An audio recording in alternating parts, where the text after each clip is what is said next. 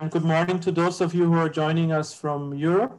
Welcome to this networking and awareness raising event, Horizon 2020, the European Green Deal Call, co-funding opportunities by the Department of Biotechnology, Government of India. My name is Samrat Kumar. I am the representative of Euraxis India. And on behalf of the organizers, the delegation of the European Union to India, the DBT and Euraxis, we give you a very warm welcome and thank you for joining this, I think, very interesting event for you people who want to apply and are looking for potential partners to form a consortium to apply to this cause. The topics today are the land-based and offshore renewable energy technologies and closing the industrial carbon cycle. I think two very timely and important topics, which are of value and importance to both India and Europe. So we have a good number of audience attendees from Europe and also from India. So before I hand over the floor to the main speakers, there are just a few webinar rules I wanted to share with you. You have the opportunity, the possibility to post your questions in the chat to the speakers and panelists. And after each session, there will be a Q&A, a moderated Q&A session, and we will try to answer those questions. Of course, again, time limit can lead to that we don't answer all questions, but you can contact us or the presenters after the event directly. If you're facing any technical issues with audio or your microphone, please try to log out and log in. It's possible to do it during the webinar itself. We will send you a follow-up email with the presentations and the link of the recordings, and also ask you for your feedback of this webinar. Now, if you are interested to partner for this funding call, you can contact the presenters directly. We will make their email IDs available. And also you, of course, the EU delegation will be more than happy to facilitate that. So we have a number of presenters today at the later stage of the event. And to those presenters, please, once we start with your session around 3 o'clock, we will give you the access to your mic and to your video, and you can share your presentations. For the time being, you will just be attendees, but as soon as we start the session, we will give you the access to it. So please keep that in mind. And also, if there are anyone in the audience who would like to also, who has a presentation, or would like to present something, or would like to speak, we will have some time slot reserved for that. So you could just mention it in the chat to us that you would like to also do a short talk or presentation, keeping the time limit in your mind. So now, enough of that. I'm very happy to hand over the mic to Tanja Friedrichs, Minister Counselor, the head of the Research Innovation section at the delegation of the European Union to India. So nice, Tanja, to see you, and looking forward to the opening remarks. Good afternoon in India. I hope there is also participants in Europe, so that would be good morning. And thank you so much all for joining, and also thank you to you, Samrat, and my colleague Vivek, and Dr. Amit Parit from DBT for co-organizing this important event. As Samrat said, I am the head of section for research and innovation at the delegation of the European Union to India. And I would like, before you start going into the details of the calls, to which you are all eager to make proposals, to give you a little bit the policy context in which these calls have to be seen. And again, thank you for giving me that opportunity. When the new commission took office beginning of 2020, but preparation end of November, under the helm of President Commissioner Ursula von der Leyen, we set a comprehensive policy for the coming 7 years, saying that we will not let us down by COVID-19. We need vision and we need actions, and not only on combating the pandemic, and of course continue to pay attention to health and public health, but there are other challenges that we should not forget, and one of them is certainly climate change. The other big one is the digital agenda, how to more digitalize Europe and the world, and to do it in an inclusive way. So those are the twin policies that guide our actions in the coming years, in the years to come. And one coherent approach that we have done is that we have also increased our budget to implement these two policy strands. And not only our budget overall, policy requires money and to do the actions, but also we have underpinned all these policy objectives with research and innovation. And we didn't wait until 2021, where we will have a new budget at European level, but immediately already in the last work program of our research and innovation framework program, Horizon 2020, we said that we should use the money, and we added money to our program to have calls of proposals that would underpin our overall political objective of European Green Deal. And what is behind European Green Deal is the pledge that Europe made to become a carbon neutral region, I would say, by 2050. That requires, again, actions on all fronts: policy, vision, small things. You and me as an individual can contribute to it. It requires also new tax measures, but a substantial building block of the whole European Green Deal is the realization that we will not achieve the objectives without increased efforts on research and innovation. What we have done already in Europe, we have already substantially invested in everything that could help implementing the Paris objectives.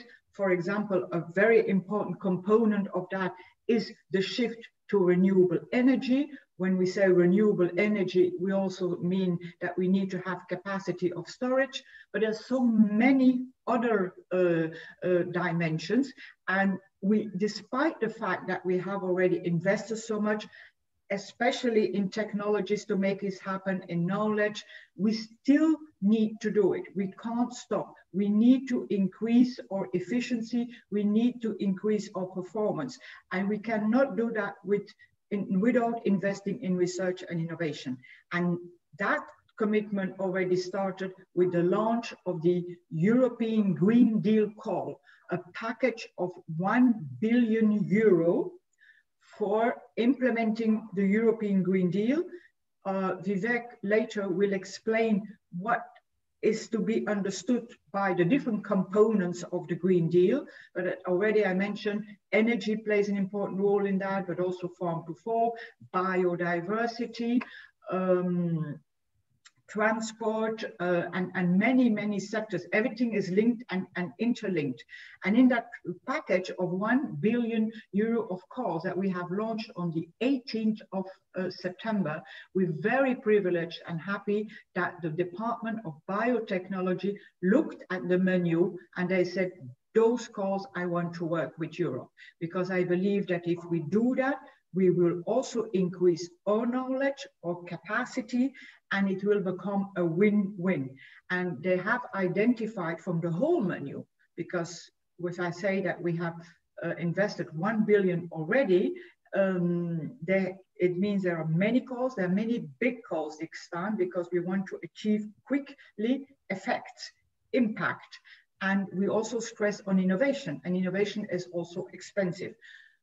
In that whole menu, as I said, we're very happy, and we thank the Department of Biotechnology for having identified 5 big calls, 5 very important calls, that where there is an opportunity that European teams will line up with Indian participants to make a consortium and apply for the calls. That will be explained to you later this afternoon. The scope of the call is very important to understand that very well. Today, we concentrate on the 2 calls that relate to energy. Again, the scope, very much having in mind the impact that we are looking at. Europe is investing in research, Europe is investing more in research, but we want impact. And we believe that working with India can increase the impact, not only in Europe, but also with and for India. And then, of course, when you say joint co-funding proposals, that requires a lot of modalities. And that again requires explanation, which Dr. Vivek Dham will do you later this afternoon. And then I'm also very happy that already today we have received expression of interest from potential Indian applicants. We have received many, in fact, but I also believe we discussed there is a kind of an absorption capacity to virtual meetings. So we had to make a selection, and we are very pleased that today we will have a good mix of potential applicants, and that will then help European participants to contact, reconnect, and to be part of the consortium. I stop here on the technicalities of the calls, which will be explained to you throughout the day, but I want you to see the overall picture. It's one of the flagship policy initiatives at European level. The Green Deal, you will hear it and hear it and hear it again, but it is very important to become carbon neutral, and I hope that we can tackle jointly this objective, not only through research and innovation. We also have policy dialogues, but of course, being the head of the section on research and innovation, my view is that engaging together in research and innovation will facilitate a lot achieving the objectives. We will learn to work with each other. We will also learn each other's market, and it can also lead to the market access and the deployment of all this technology that we have and that we needed. So thank you for joining forces to green the economy together, to green the planet. And I wish you success in your further presentations. And I hope, I will certainly listen, and I hope also further on to come and meet you again. Have a nice session. Thank you. Tanya, for this very strong opening remarks, and also showing that what importance is there with this Green Deal call. It's really one of the flagship policy programs of the European Union. Also, India has a very strong demand also on these topics to tackle those challenges which are ahead of us. So now I would ask Dr. Vivek Dham, the Senior Advisor at the Research Innovation section of the Delegation of the European Union, to present us the scope of the call and go into the nitty-gritty technical details of this exciting call. Thank you, Vivek. Mic is yours. Yeah, thank you, Samrat. I will share my presentation. Just to hold a minute. Okay, I hope, is it visible, Samrat? Can you confirm, please? Yeah, it's clear. Yeah. Okay, thank you very much. Welcome all. On behalf of organizing committee, I welcome all the participants from Europe and India.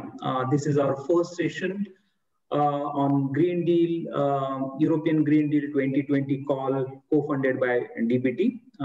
As Samrat already mentioned, we are focusing today on two calls, specifically on innovation, land-based offshore renewable energy technologies, and closing the industrial carbon cycle to combat the climate change. This is a joint presentation of EU delegation and the DBT. From DBT side, Dr. Amit Parekh is our counterpart. So, just a minute.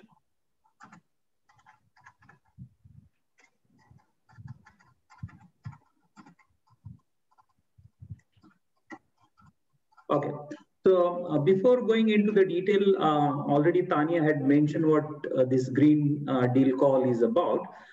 This Green Deal call basically is focused on how to make Europe and as a continent carbon neutral by 2015. In order to go for that objectives and the ambition, the Commission had chosen research and innovation as a first step to go forward to implement this idea. And as a part of European Commission program Horizon 2020, which is a research and innovation framework program, which stimulate research and innovation focusing on applied as well as basic research. So all these calls right now are open, which are launched on 18th of September. These calls are a little bit different than regular calls. That doesn't mean that Horizon earlier call was not achieving this, but just to specify, we are aiming at tangible result, greening the economy, visible to the citizens, and it has to achieve in very short time. So because we are running against the time and we want to accelerate that process, these calls are open to the world, and these are almost 10 areas which the calls are open. Out of these 10 areas, DPT had selected 5. And you must be wondering why the DPT is funding renewable energy and industrial. Just to give you, remind the Indian participant that India is a mission innovation partner, and a DPT secretary is a co-chair of this particular mission. So they had opted for these global calls, and they are trying to contribute to this carbon neutrality across the world. So as I mentioned, to achieve these objectives, the research and innovation is considered as a step forward. We are trying to find solutions for the Green Deal priorities. The focus is more on impact, impact of the technology, impact of outcome, tangible results. And how do we do that? By having a pilot application, demonstration project, innovation for better governance, and the green digital transition. What does it mean? Because now the society needs to get acquainted, get into this new change of technology. So that is what the inclusion of societal aspect is very important during this entire process. Value chain is another important, because we are not looking in a small segments. We are trying to understand and give an complete value chain innovation products when it is as an outcome. Engagement of citizens and civil societies at most at this particular number. These calls are limited in number, but substantial funding is given because we want to achieve an impact within short time. So these are the 2 calls out of 5 calls which DPT had already selected. The area 2 and area 3 will be presented in today's presentation. So I begin with the area 2, which focused on clean, affordable, and secure energy. And in that particular call, one call has been shortlisted by DPT for co-funding, which focused on innovation, land-based, offshore renewable technologies, and their integration into energy systems. So if you look at within the title, you can mark there are 2 components. One is land-based and offshore. The Commission wants that it ensures the stability, resilience of energy system. This entire call is coming, it is a lot of inputs are coming from the policy documents and inspiration from these documents called Clean Planet for All, STEP Plan, New Circular Economy, SDG United Nations. So these all calls are based on this policy document, the inspiration coming from that. So when you are going to apply for this particular call, there are 2 segments. One is subtopic 1 and subtopic 2. The subtopic 1, you need to identify which subtopic you are going to apply for. And that is what it is, I specifically mentioned. Proposal to clearly indicate which subtopic to address. So in subtopic 1, the development of land-based renewable energy technologies and their integration into energy system is given as challenge. The second subtopic is demonstration of innovation technologies to enable future large-scale deployment of offshore renewable technologies. Within the title, say one is on development, another is on demonstration. It itself indicates there are 2 different actions.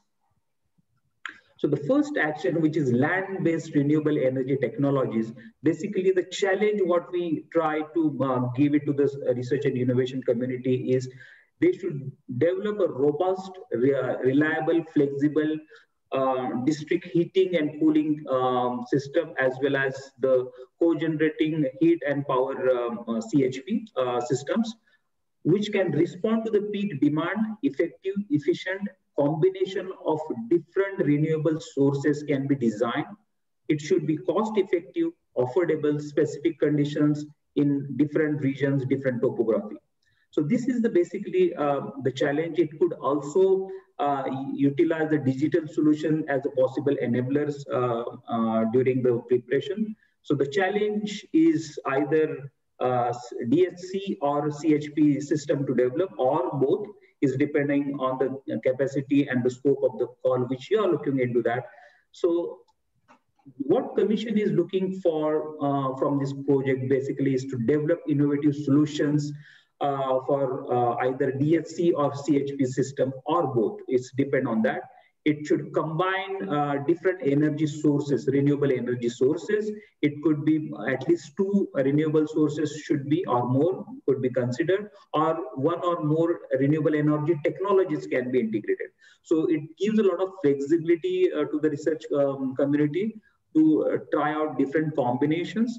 And under the DHC, because the seasonal and daily load is quite varying in CHP systems, so the renewable energy availability to be considered as one of the area to address. When you are going to address these areas, in the DHC system, the integration of this, because a lot of heat is excess generated during the source of energy, that could be also integrated as a source of energy. And also in a CHP system, because integration of existing distribution network is also highly encouraged, because we don't want to have another system to be created. How it is feasible to integrate the existing renewable energy source into existing this thing. We are looking the capacity something 2.5 megawatt for CHP. That is the minimum capacity we are looking into it. So as I already mentioned, we are looking for a technology which is effective, cost effectiveness, should be adaptably in different systems, geographical conditions, situations, and it should be making a economical sense, because it value chain is considered from top to bottom. The end user should be the target audience, or the target beneficiary should be considered during the project. So what is the expected impact we are anticipating from this call? Basically is to reduce the green gas emission, air pollution, because most of the plant could be in an urban system. So we want tangible, measurable indicators which can give this impact in a very convincing way to the evaluators. You reduce the use of fossil fuels. That is one of the prime component of this call. So this design could be adaptive, scalable, because we want to have a replication if it is successful in a different conditions, different zones. So this basically this action, this particular subtopic is marked as research and innovation action. I will come to that particular definition. So research and innovation action is not exactly basic research, but high-ended research, lower TRL level, you can consider that. So, but it doesn't have much basic research. High-end basic research could be that, but more towards application, towards TRL level 4, 5. That is what we are anticipating. The targeted TRL is technology availability in lab, or technology availability in relevant environment. That is what we are looking into, that target TRL level. The total budget of this particular call is 18 million euros. So we are the commission had said 3 to 6 million per project. So maybe 3 to 6 projects could be funded under this. And the DBT will fund the Indian component as per the requirement and the workload which has been given into the thing. The last closing date is 26 January, Brussels time at 17 hours. So another topic which is also quite interesting topic, because if you see, we are looking at is offshore energy solutions. So this is like a demonstration activity. What the challenge the commission put forward is the offshore renewable energy needs to make a very substantial modern infrastructure, because this is offshore, it costs a lot of money, and it is quite challenging to build such structure within the sea. So even a few meters inside the sea. So this is a challenge that the Commission had put forward to research community. This should be a modern infrastructure, seamlessly integrating the power of offshore resources into that. So if you look at this, there are two components. There is one offshore renewable energy power generation system, that is one component, and another one is grid infrastructure. Okay, you can either combine two, or you can deal the two challenges separately. It is up to the scientists to decide which, because these two itself has quite a challenge to execute. So the Commission had given the option, either you can only target the grid, or you can also target only offshore renewable energy generation systems. So it is up to the expertise and the skills of the consortium which combination they wanted to go for, or they can combine the both. What is the scope of this call? Basically, the offshore renewable energy power generation, it is not only limited to wind, because that is the traditional concept. It has to be a floating. The renewable energy sources could be wind, wave, tidal, solar system on a floating or flexible bottom surface. So that is what given a lot of flexibility and different components to integrate into offshore renewable energy systems.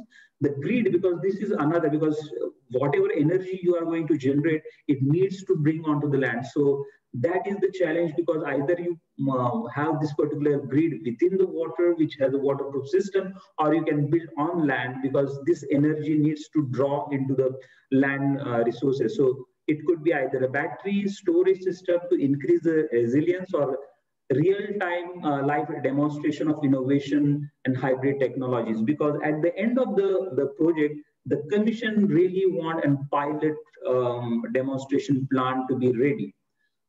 This is explicitly mentioned into the call as well. This particularly project, as I already mentioned, is a mega large project. So it could integrate into the existing structures or any initiatives which is already planned. So it could be a part of that, or it could be a new initiative.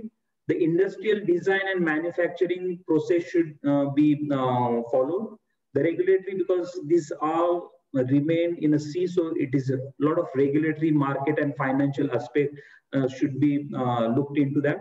And as it is in the sea, it will have a significant impact on marine ecosystems and life. So that also needs to be assessed during the course of project. The environmental monitoring plan respecting regulation and framework is mandatory. It should contribute to the knowledge and innovation, the new things, because this is a new way of harvesting the energy. So demonstration action and financial cost should be well defined. If it is financially feasible, is it making sense to go for that?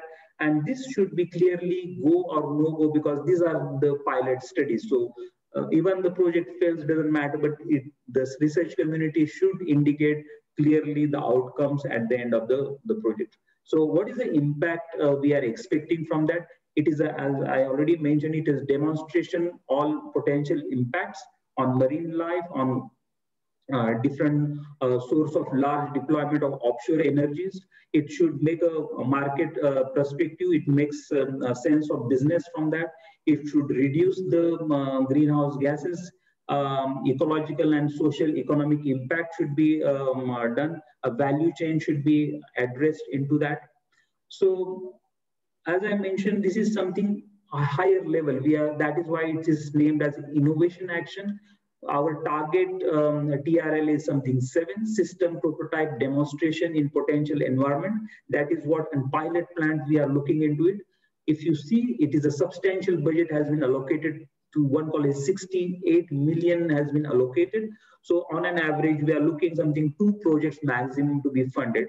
So this is just giving an idea, but that doesn't limit you to go for less or more amount of budget. I will go to the next call, which is, this is quite fascinating for me as well. This is Area 3, Industry for Clean and Circular Energy. This particular call is addressing a very important challenge which we are all facing right now, closing the industrial carbon cycle to combat climate change. Industrial feasibility of catalyst routes for suitable alternative for fossil resources. Because right now, if you see, there are different industrial, specifically the heavy industries, which is like steel, energy, chemicals, are the heavy polluters. In Europe, it contributes more or less 20% emission into that. So the challenge what the Commission had put forward is how do you convert that industrial CO2 into energy and fuels and chemical using renewable energy and using catalytic system. So these are the two very important keywords, renewable energy and catalytic systems. So please note down these two words because the entire project proposal revolves around this concept.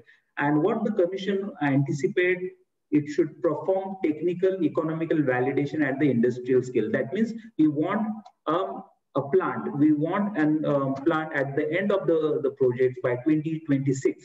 That is what specifically mentioned in the call. So if you look at this, the picture which basically define very well the entire problem. What the Commission anticipate, they want to have a sustainable refinery. Okay, it is a refinery, and the central element of that refinery is the catalyst. So the entire refinery should be revolved around the catalytic systems, which are the refinery should take the CO2, the feedstock from different industrial components like industry from energy, cement, chemicals, steel, all this. The CO2 is coming from that. Then carbon monoxide and hydrogen is taken as a feedstock from this particular industrial output. And from the atmosphere, water vapors and nitrogen will be taken. This entire refinery, sustainable refinery should be working, or the energy resource should be a renewable energy resource, either should be solar or wind, depending. No fossil fuels to run this refinery. And as an output of this, what is anticipated, either it produce the fuels in terms of methanol or any other forms, or chemical products which are usable for aviation, chemical or shipping or defense industry. So this is a very fascinating, very targeted call, and it is asking to develop and deploy a high-level innovative catalytic material system, aiming 50% increase in overall efficiency of the state of art, 50%. So that is quite substantial, I find it.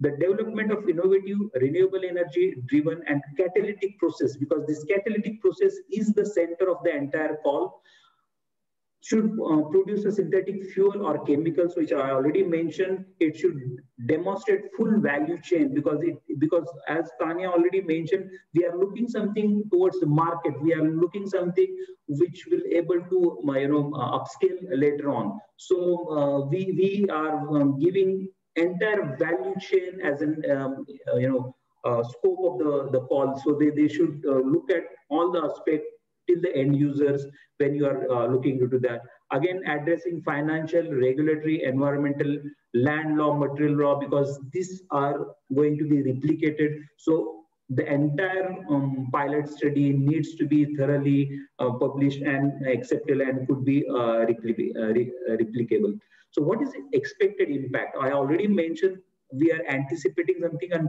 pilot plant by 2026, which is mentioned in the call text, and the output is something 4,000 ton per annum.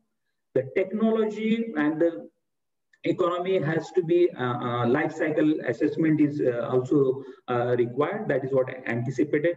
And the potential to reduce the industrial CO2, that is the quantifiable measures you need to demonstrate. how much CO2 is industry, because the commission anticipate by 2050 something approximately 2000 megaton of per annum reduction of carbon. Right now, something 5,000 megaton is produced or emitted from this. So this particular activity or this particular kind of action or the project, they anticipate should contribute substantially to reduce or to using carbon as a sink. So this is a very ambitious project. Again, the carbon intensity should be below 20 G. So again, quantifiable measures needs to be implemented or should be considered. Synthetic fuels, chemicals, renewable energy as a store, because we are trying to recycle the CO2 in a different forms. Important, improve air quality, because this is going to have a big impact on different particle emission in general context. Foster cross-sectoral European innovation in ecosystem, because this catalytic system will be across different industrial sectors which we will be using later on. So these are the pilots. Again, this is an innovation action. We want to start from 4-5. That is the starting level. Should end at 7. That is the system prototype demonstration. Clearly mentioned, it is a little bit longer period of call. It is 5-year duration. The budget, you can see that 80 million call budget is for this particular call. So 40 million per project. So we anticipate around 2 calls to be funded. So I just took it because it's very, very important to understand the concept, and I find this particular example is quite relevant and quite close to the concept of the call. So this is, there could be many examples, but I like this particular the example. So I took it from the Commission's one of the document.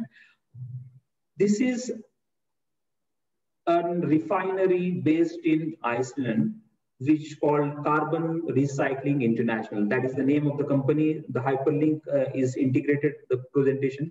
So they claim to be a world leader in power to methanol generation technologies.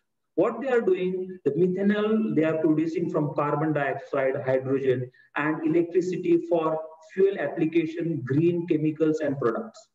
So this is a very fantastic example. I advise you to go after that. On my right side, the picture which shows, because this industry is based in Iceland, and they are taking CO2 from geothermal plants and hydrogen for electrolysis, and they are also using catalyst. So exactly more or less the same concept they are using. Their feedstock is coming from geothermal. In this particular call, we are looking into the industrial coming from the industry. And they are also producing something more or less 4,000 tons production per annum. So it's very close, and I advise that could be of use for the potential preparators. Again, I've gone through different initiatives. There are several ones, and I find these two are quite relevant for the audience. One is Sun Energy Initiative. This is basically coming from the Horizon 2022 projects of Horizon 2020, the Energy X and Sunrise. These are, because this call text and there are a lot of elements came from this particular project. So I advise the people to look into this. There are quite a number of people, the entities involved in this are probably preparing for the call. So could be a good, potential contact point for that. So the fossil free fuel and chemical for circular economy, that is what they are targeting in lobbying for public and private partnership in Horizon Europe. So they are one of the main contributor into the call. The another one I find very interesting is e-refinery. This is TU Delft. There is a department which is working on this refinery since long, and they are doing quite an interesting research program to accelerate the transition towards sustainable product from chemicals and fuels, because they are one of the specialists in the catalyst part. So you could look into that, but there are so many people working in this field. I just give you a gist what could, where and what kind of things you should be looking into it. So this is my first part of presentation, which we try to highlight the scope of the call and the impact of this call. I'm not a specialist, but what the feedback and the directions and the guidelines we had received from Brussels colleague and the experts, we try to integrate and try to simplify, which could be easily comprehensible to the researchers. But I request you all to read the text thoroughly, because there are a lot more things, because we are just giving you a flavor, we are just giving a keywords so that the appetite is generated so you can look into the cause. So I just wanted to clarify one. Now I'm going to a little bit technical part of the presentation. So what is this TRL? Because this is coming again and again in everywhere, not only in European, but the Indian call and the departments are so now measuring the projects in the TRL manners, because this is where the technology readiness level, because we are looking more projects towards industry, towards a market oriented. So it's very important for all the research community, specifically from India, to get used to this terminology, different definitions of TRL level. It varies with the topic to topic, but there are plenty of material available in the European Commission websites, as well as different think tanks and study groups that publish extensively work on that. So TRL levels definition, because you need to self-address where you are at the TRL level at the beginning of the project and where it should end. So it is self-assessment. It is not a commission who decides what time. The examiner will see whether your definition is correct or not. Modalities of participation. This is basically a European call where the Department of the Biotechnology is co-funding. This is not a joint call. This is a European call where Indian can participate. So what it means that the three legal organizations from three different member states should be partner, should be a form of consortium. That is a mandatory requirement.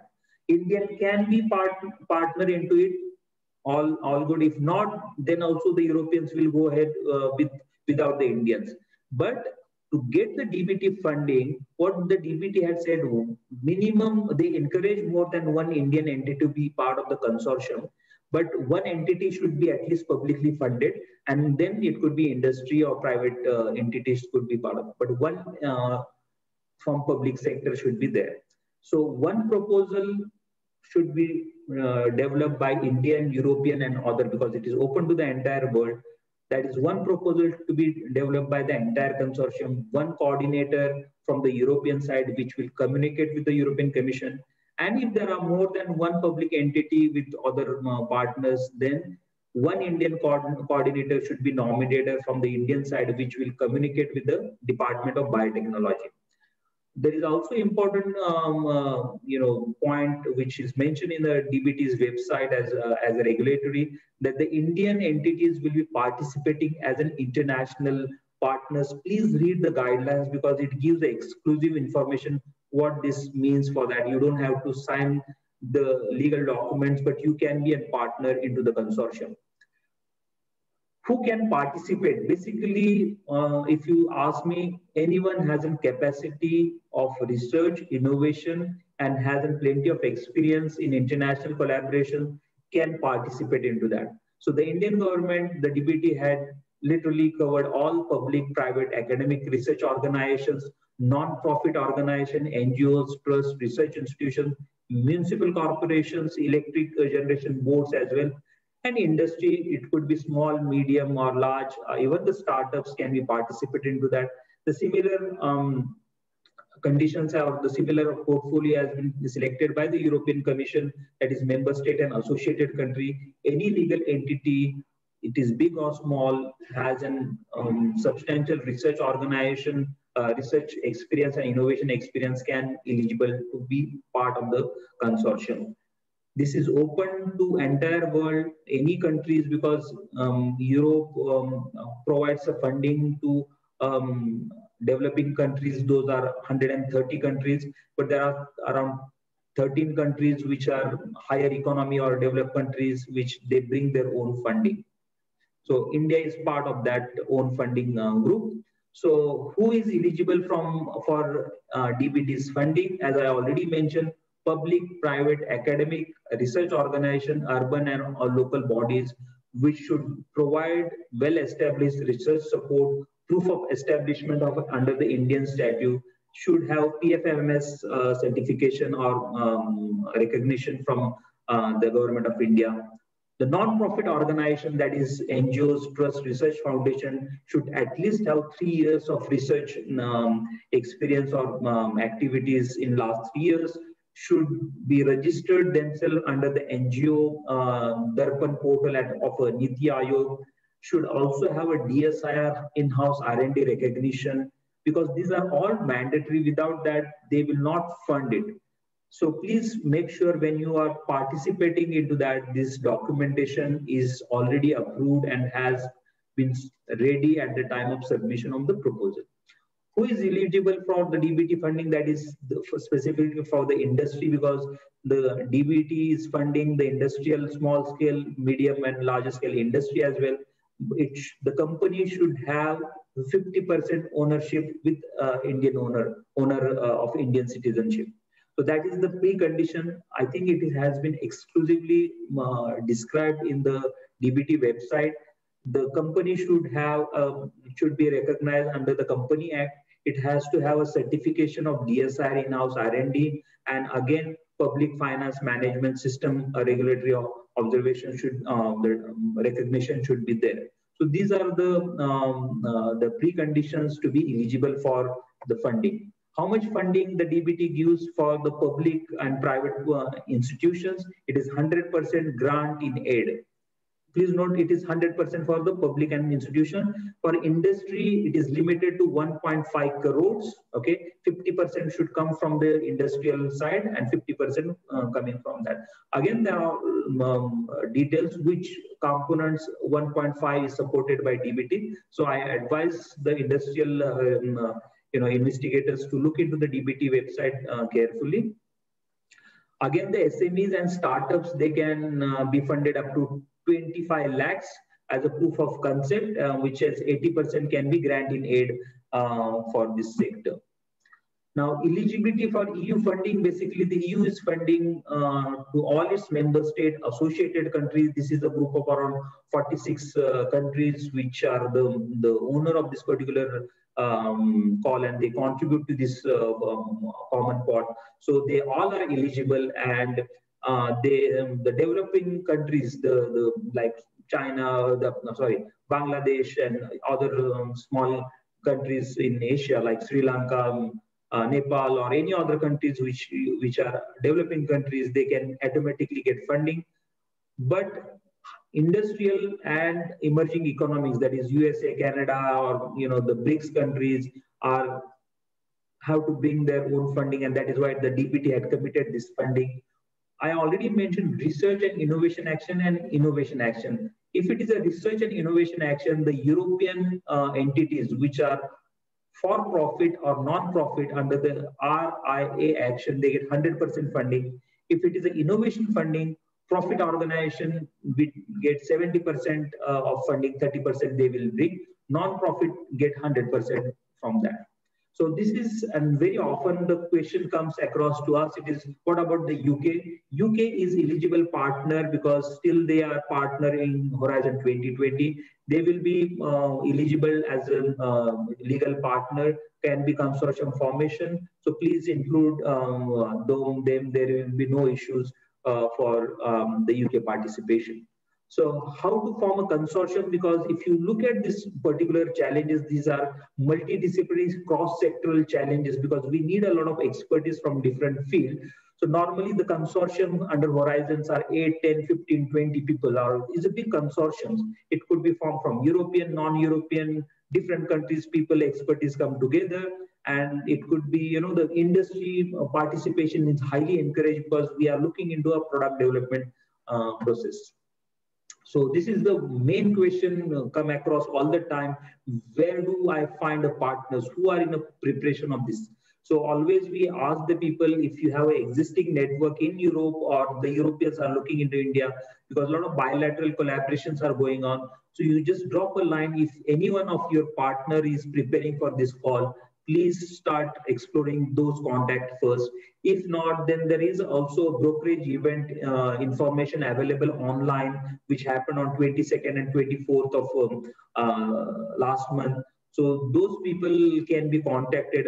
But my most preferred option that if you, when you are going to click this call links, when you go to this funding and tender portal where the entire call text of Horizon 2020 is available, at the bottom of this particular call, there is an option of partner search, or the people who are already expressing the interest that they are available or they are looking for the partners. So that is one of the best site or the best location to look into the call. So please go to the Horizon 2020 call page, you scroll down and you will find those expressions by different people. Again, there are a lot of NCBs in Europe are helping. The Euraccess is our one of the very active partner, which help the Indian researchers, European researchers for matchmaking. How to prepare and submit a proposal? Again, I already told a lot of things about it.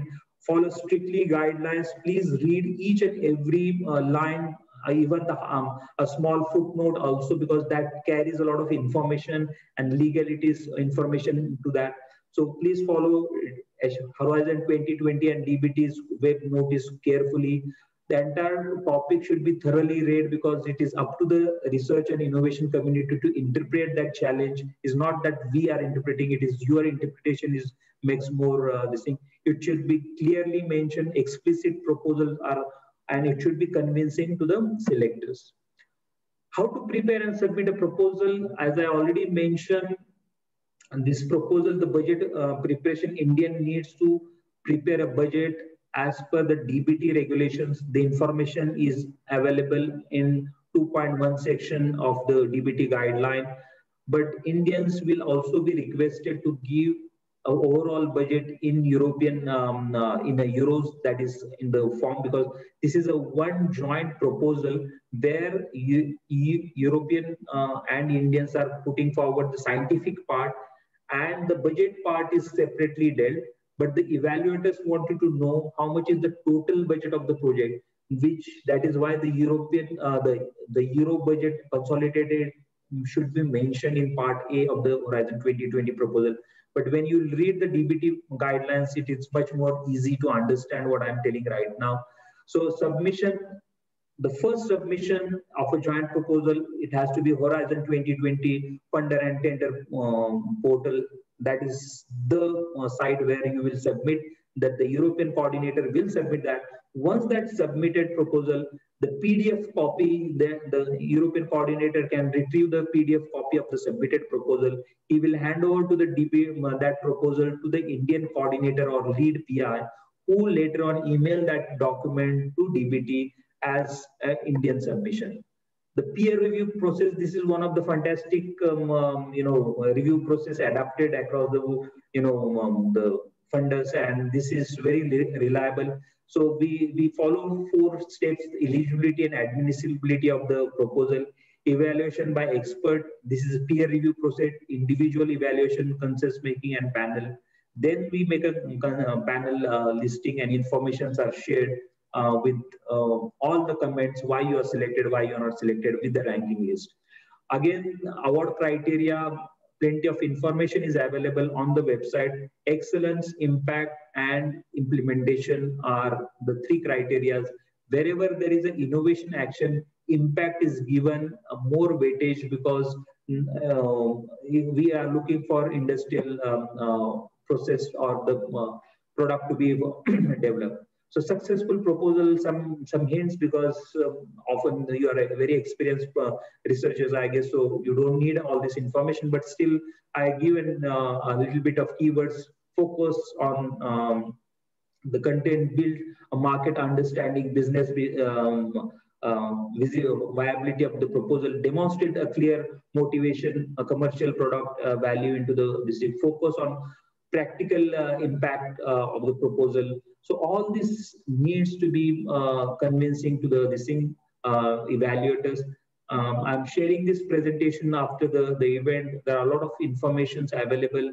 These are the website where you can go for detailed information about the participation, where to find the partners, information sessions, which we are doing it. There are also information sessions are happening in Europe. So please look into different, the Google out different information session happening on national level at the European side. So this is one of the first session which we had conducted. Next session will be focused on farm to fork and then biodiversity and zero pollution on 5th of November.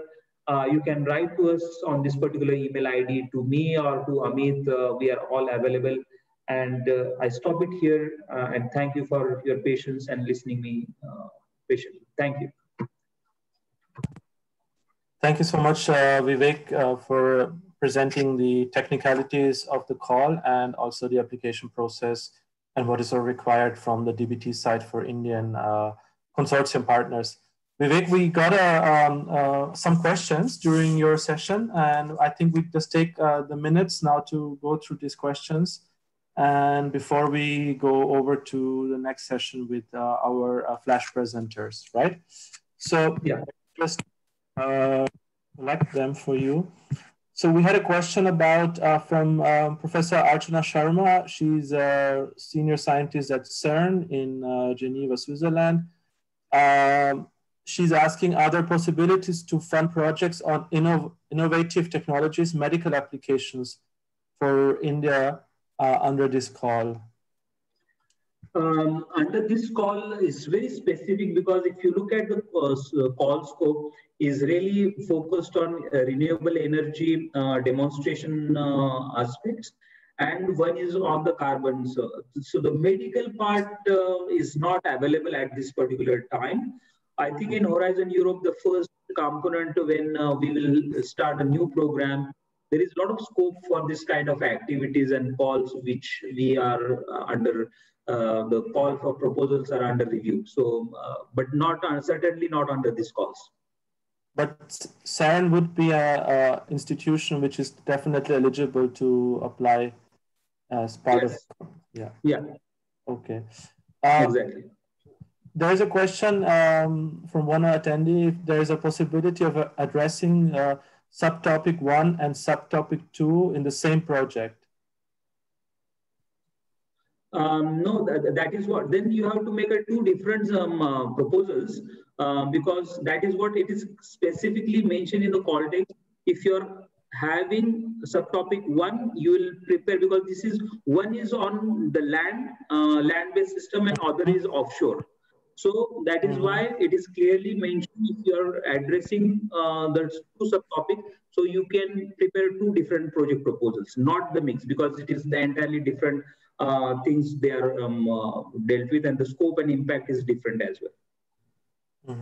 Okay, that is clear. Thank you for clarifying that, Vivek. Another question was if offshore wind hydrogen production is included in this call. Like, can one submit a project under offshore wind hydrogen production? I haven't seen the word hydrogen, but I again encourage the scientists to go through the call text, because the Commission is quite open to different aspects and different integration of energy sources into it. So it is the interpretation of the scientist is given a free hand. So please look into that. But if you have still more clarity, please drop a line to me. I will get clarification from the persons as well. But for my understanding, when I look at the call, there is no specific word as such, but it should not be restricting. But I again advise you to go through the context carefully. Another question, Vivek, from Professor Beckmann in Germany. He's asking if one can also present a H2 refueling version in combination with car refurbishment as energy transition examples. very technical question, but maybe. Yeah, as I said, I'm not a thematic expert. Basically, please drop your questions. We will get back to you with correct answer from the expert. We are basically, I'm a marine biologist, so biochemist. So I'm not an expert in this particular field. So I'm trying to give an presentation based on the information the people had given to me and my understanding of the call. So what I'm interpreting is not 100% correct. So I again leave it to the people to interpret the call text carefully. But we can certainly get back to you with a proper answer from the experts. Please drop the line to us. Yeah. So as Dr. Vivek said, the purpose of this webinar is to give you a good overview about the call, the application guidelines, and also an opportunity for you to find potential partners within the same area of your interest. And any detailed questions you have, please send an email, and Dr. Vivek and his team will get back to you on that. Just a couple more questions. I will try to sort out the more general ones. Yeah. One question is, do you look only to proposals which are at TRL 4 to 5? No, actually, each if you go to the call text, the Commission had already defined what is the target they are looking for at TRL level. Okay, so the first proposal, which is land-based energy, renewable energy source, where the end point of your TRL should be 4-5. So you can start a little bit lower TRL level. But other two, which are quite ambitious because they are looking into a demonstration plant, so it should start from 4-5 and it should end at 7. So the call text specifically gives these guidelines which TRL is targeted in this particular call. Okay. And two more questions, Vivek, before we go over to the presentations. One question was if this the project outcome, is it then only relevant for Europe, for the EU, or is it also have relevance for India? Like India can also then use the data and the outcome of that project? Yeah, a very good question. Basically, if you look at these calls are quite Europe-centric, okay? But that doesn't mean that because most of the pilot activities will be happening in Europe, because the European Commission is in lead of this particular call. So what the Indian entities anticipate, or what is the benefit from that, because they are part of the consortium, they get a larger access to know-how. They can also contribute to this particular project and also get the information and the different technologies accessible to Indian context. So this is a mutually beneficial partnership if you are part of the consortium, and that is why the partnering in a multilateral project makes much more benefit. If you look at the DBT's website, they also mention when the Indian entities are participating, even though they are going to have know-how and knowledge and contribution to that, it will also trying to address the national missions, because that is an ultimate aim, that to bring some expertise to Indian research communities and also add an additional value to the European projects as well. So it does that, but it is a lot of EU-centric right now, because that is the main, the EU is the main player and the Indians are just an additional partner into it. Okay, got that. And could you clarify one more time the participation from organizations from the UK, because there's still some doubt, because the UK has left the European Union, but it's still part of Horizon 2020.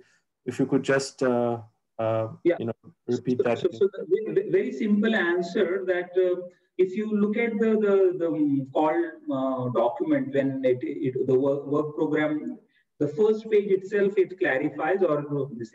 But as an scientific background, I will give a very easy advice that you treat them as they are not exited right now. So they have full right in Horizon 2020 till the end of the project.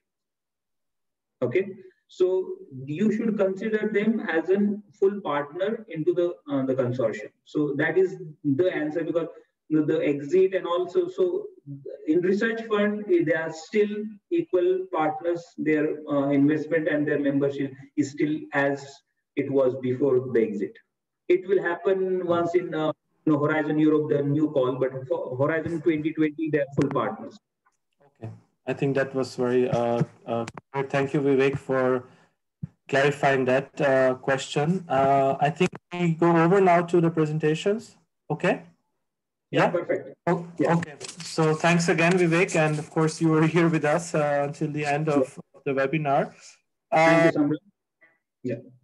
Thank you. So now we have some presentations of researchers, both from India and Europe, who would like to do a presentation and explain the kind of project idea they would have, and of course also reaching out to potential partners. So we would start in that case to give them the access as presenters. I would ask my colleague to, if he could kindly help in that. So we have our first presenter is Dr. Naseem Gaur. He's at the International Center for Genetic Engineering and Biotechnology, New Delhi, India. Welcome, Dr. Naseem. Nice to have you with us. Thank you very much. Dr. Naseem, could you share the presentation? Like, we have given you the access. Yeah, I am trying to share the screen. Yeah. Yeah, I will do it. Yeah, and we kindly ask you to keep an eye on the time, please. Yeah, sure. Thank you so much. Okay, so I think Vivek has explained everything in detail, and that has cleared a lot of things, like who can be part of these calls and how can anybody contribute in this call. So, but still I will go with my presentation and tell briefly about what we do and what we are looking for collaboration in future with PIs in EU as well as in India. So my basic work in my lab is for strain development for production of fuel and chemicals. So as we know that this is for innovation, land-based, offshore, renewable energy technology and their integration, and closing the industrial carbon cycle to combat climate change, industrial feasibility. So with my institutional background, I work in an institute which is known as International Center for Genetic Engineering and Biotechnology. So this is an organization under United Nations system, and it has 3 institutes. One is in New Delhi ICGEP, the other one is in Trieste, Italy, and the one is in Cape Town. So our headquarters is located in Cape Town, and my office or my lab is here in ICGEP, New Delhi. So what we work on actually, my lab focus on developing strains for production of different fuels or chemical molecules from lignocellulosic biomass derived sugars, like wheat straw, rice straw, or sugarcane bagasse. So you need to convert these into liquefied sugars. Those sugars can be used for fermentation and using the microbes that can convert these to desirable products. These microbes are not naturally available that can efficiently convert these sugars to the products. So sometimes you need to increase the robustness of the microorganism, or you do metabolic engineering for production of desirable products. For example, xylitol, xylooligosaccharide, fatty alcohols, carotenoid, jet fuels, fatty acidic esters. So basically, my work is revolved around these modification in the isolates, yeast isolates, or identification and screening novel isolates that can be used for production of these products. So research, so as I said in the beginning of the presentation, here we looking for innovative land-based and offshore renewable energy technologies and their integration. These calls related to these two areas, I thought I can participate in these two calls based on my profile.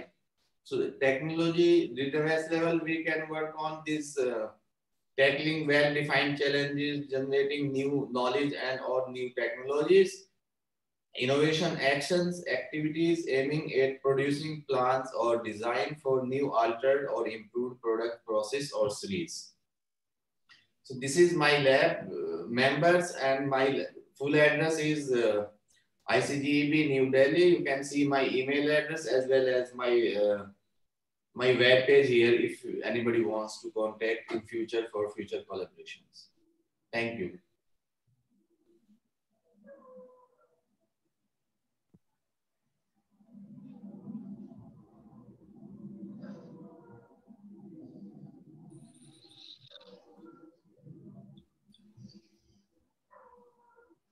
Samrat, unmute yourself. Samrat. Yeah, sorry. Dr. Naseem, thank you very much for your presentation and keeping also the time limit.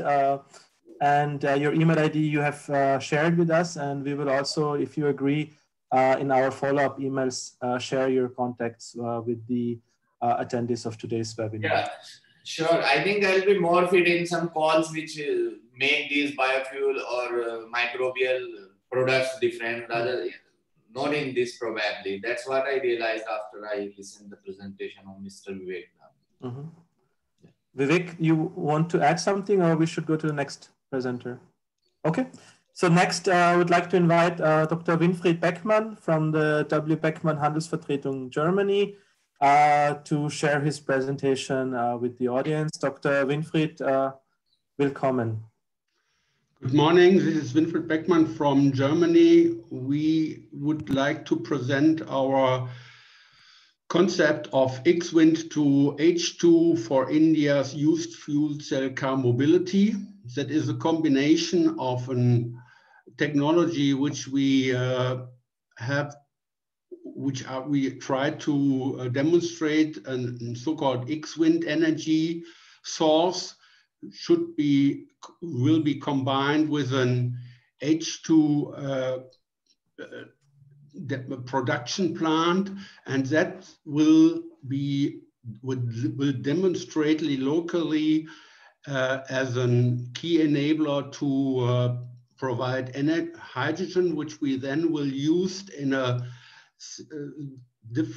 local concept using refurbishing existing fuel cell, existing ICE cars, means combustion engines, means cars and light trucks and heavy trucks, enabling them to use hydrogen as a future demand for that project. So we will demonstrate a local combination of these both parts, which then enable a hydrogen transition to the economy.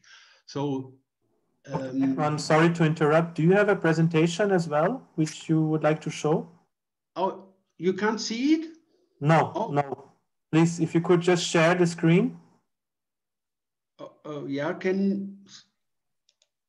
oh, I thought I had shared. I shared it already. No, it's not. Oh no, sorry. You can't see it? No. Oh, what I have to do? I have to share it. There's an option in your panel. It must be saying share screen. Oh. If you would like, we could share your presentation, which you had sent to us earlier. Okay, yeah, we do this. It's a little bit slightly different, but you can use it. Yes, okay. Okay, so I just asked my colleague Somalia. Sorry, excuse me for this default. I couldn't. Yeah, no issues. We have your presentation with us, so okay. Slightly different, as I understand. Go to this flat flange. There you see a principal sketch shown. In the left-hand side, there is an X-Wind plant shown. On the right one is an refueling station, which is right to this location. And that will be the source for that project. And at the second, we have two networks already in place. That one is the X-Wind network, consisting of the main supplier for the technology.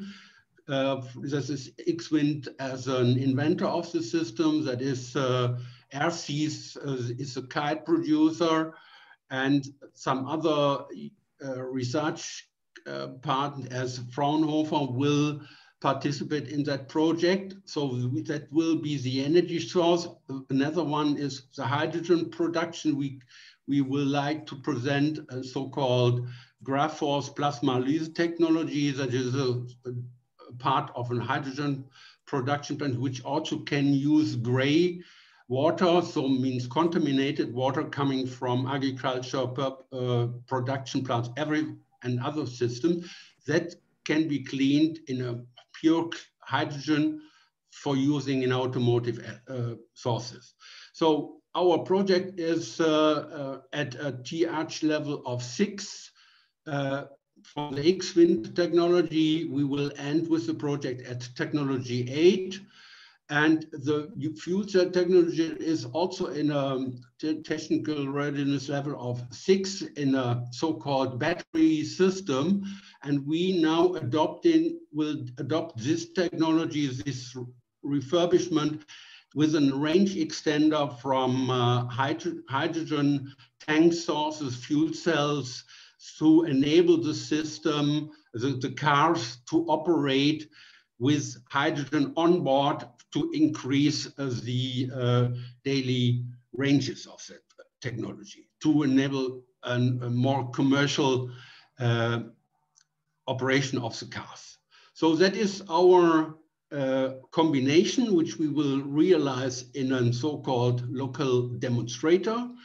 And we then will at a local part, we will establish in the region a franchise system offering that to local stakeholders in the Indian economy. Means car service shops and others will, with us together, refurbish the existing cars at site for hydrogen purpose as a possible transition to the market. So yes, that is what we try to do. We have some challenges to go. We would need to, we will prove that the X-Wind technology is much more efficient than the state-of-the-art technology of tower windmills. We assume that we can operate 5,000 to 5,000 operation hours per year, which enables to increase the production costs from hydrogen in a level comparable to fuels like diesel and petrols and other fuels. So as a presumption to bring that technology short-term to the market. If this project is of interest to you, please go ask me, send me an email or call me and we can discuss it.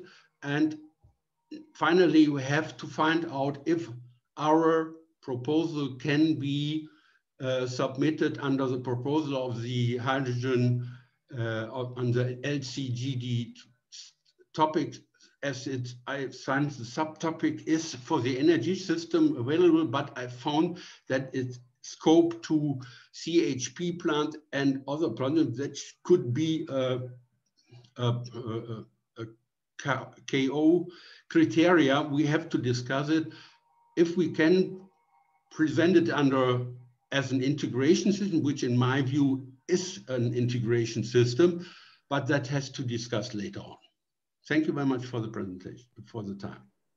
Hopefully I could explain it more, but I will send also my adopted presentation so that would become a little bit more clearly what the system looks like and what is also the refurbished concept. Thank you. Thank you so much, Dr. Beckmann. Yes, if you could send us your adopted presentation, we will make sure to share it with everyone. And fine. also your contact details. Hopefully it was a little bit it's understandable what the core of the proposal should be. Okay. Okay. Okay, next we invite Dr. Rinku Verma from... Good afternoon, sir. Yeah, from University of Agricultural Sciences in Bangalore. Good afternoon to you. Dr. Rinku, the floor is yours. Could you share your presentation with us, please? Yeah, I will be sharing my presentation. Good afternoon to all in India and good morning to all in Europe. I'll quickly just show you what we have done and probably maybe I'll explain to you. So I will share the slides in a minute. I hope it's visible. Everyone is able to see the slides. Is the slides visible? Yeah, could you just put, yeah, perfect. Okay, so I'm going to be talking on energy and circular economy and closing the industrial carbon cycle to combat climate change, industrial feasibility of catalytic routes for sustainable alternatives to fossil fuel. So this is what I'm interested in, and the topic tentatively, I have just prepared is carbon dioxide mediated hydrothermal liquefaction of agricultural waste, biomass to biocrude and other products. So I'm from the University of Agricultural Sciences, and it's in the headquarters at GKVK itself. And we have a research center in biofuel, and we have all testings, and we do all biofuel testings, and we have all the facilities where you can also test diesel and the quality and other things. Now coming into details of what I want to talk about. Our university, actually, we have a 25 kg pyrolysis unit, and we will be, it's under proof of concept now, and we will be going to a larger unit. And this was taken up for the only reason that the government of India was interested because of the pollution problems and smog issues of New Delhi, because of, the rice stubble burning or the straw burning in, Punjab. So we started with this, and we actually, the main purpose was to, take into consideration plastic. The main purpose of bringing this pyrolysis unit, because we did a 1-year study, and we bought this unit, and we started running it with plastic from the waste from our university, MSW plastic, and we got good result. But then looking into the issues of the biomass, then we shifted, and now it's no more doing plastic, but it's doing all the, waste biomass. So the core competence and the core task of our university, what we are doing here is, our laboratories at the biofuel are extracting oil from seeds of Pongamia, Samaruba, Jetopa, Amora, Neem, Castor. We have many of them. I just named important few seeds. These are locally available here and in the Western Ghats. And usually we prepare the oil, and then it undergoes trans-esterification, and then you get the oil. That is, further you get the diesel after trans-esterification. That is with the catalyst which we use. And we also have bioethanol preparation. And then what I'm concentrating today on hot pyrolysis, which is nothing but hydrothermal liquefaction.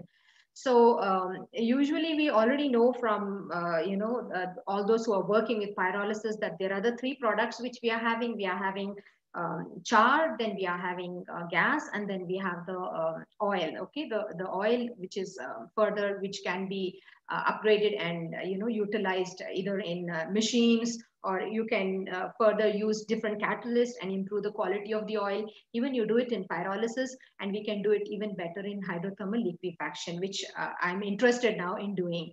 So here we bring 2 things into consideration is, one is we look into the industry, and the second we look into the agriculture. Industry, we know thermal power plants, we know other steel industries or other industries, they leave or they let out a lot of CO2 into the environment every day. We know very well, a lot of carbon dioxide goes into the environment. Now, how can you tap this carbon dioxide, which is a greenhouse gas? We know methane, carbon dioxide are mainly the potent greenhouse gases. How can you tap them? How can you bring them? So one way is you can use the hydrothermal liquefaction, where when you use your raw material, because in pyrolysis, we use the raw material directly. If I'm taking, say, char, like example, we are using this. So you take the char and then you convert it and you get the product, you get, the biochar. So similarly, when you take the hydrothermal liquefaction, you have to take it in hot water, meaning to say that your biomass is in mixture of water, 1:3 or whatever you're doing. So, and then you get the products. Similar to this, you get the products. But then again, we are going to use catalyst and we have to work with them. We need to know what biomass you are using, etc. Okay, so therefore, we very much see that if we can use this in the system, because when we talk about hydrothermal liquefaction, you can use any type of biomass, say from the sewage, the sludge, or from algae, from agricultural biomass, or maybe seeds. It can vary. There are many biomass. We need to select in which part of the world, in Europe or in India, what is the biomass, what is available in that particular area. Depending on that, the proposal should be prepared. Okay. So therefore, I'm looking for those who are interested in what we would like to, what I'm suggesting here in this proposal, because our interest is, because we are already using, as I just showed you, the carbon, that is the biochar. We are already using this biochar in our field. We are using it in our organic farming, and a lot of studies are being done. We have students, PhD students also will be completing their thesis and worked on different raw materials from other sources of the biomass as well, that is the agricultural waste. So whatever we use in this project is not something which is grown for the purpose of bringing it to the unit and feeding. No, we are using material which is waste in the field, material which is not desired and is not required by the farmer or by the person, and they are ready to give. So such material is taken. So we are not just growing something and wasting the land, we are using a waste. And secondly, we are using the right catalyst. That's very important, because catalyst also is playing a very important role depending on the type of biomass. Because if you read literature, we know there are many catalysts, so you need to use a catalyst which can be recycled. So that is very important, a recycling catalyst. Like if you will further run the equipment and then you extract the aqueous layer and then you use rotar evaporators, and then you try to say, okay, I separate out the catalyst and then I get back my product, and that my product or my biocrude can be utilized for running an engine, or it can be used in shipping, or it can be used in any other purpose. So we also have a testing facility for the diesel here. We also test samples which are coming from outside, and people send us to the university and they are tested and the results are given back. So therefore, we look into the synfuels and the chemicals coming out of the raw materials, and these are the two sources which will be studied using these catalytic processes. So therefore, we here look into sustainability. And one more thing which I would like to bring in over here is if algae is used, we already know that algae requires, see, plants are the best sequesters, trees are the best sequesters, algae are best sequesters, azolla is the best sequester, for the single cell proteins, spirulina, which can be utilized in such, studies. And you can use two. So you use the CO2 coming in for the algae, because they require photosynthesis, respiration. So they need to prepare the food. So a lot of CO2 is required there. And then you flush CO2 into the equipment, because we need to flush CO2 and N2. So you use CO2 over there. So 2 times you can use, depending on the biomass. It all depends on the biomass, and you need to study how much is getting into it. So how much of CO2 is going into it. So therefore, we've been working with paddy and we've been doing some studies at the moment.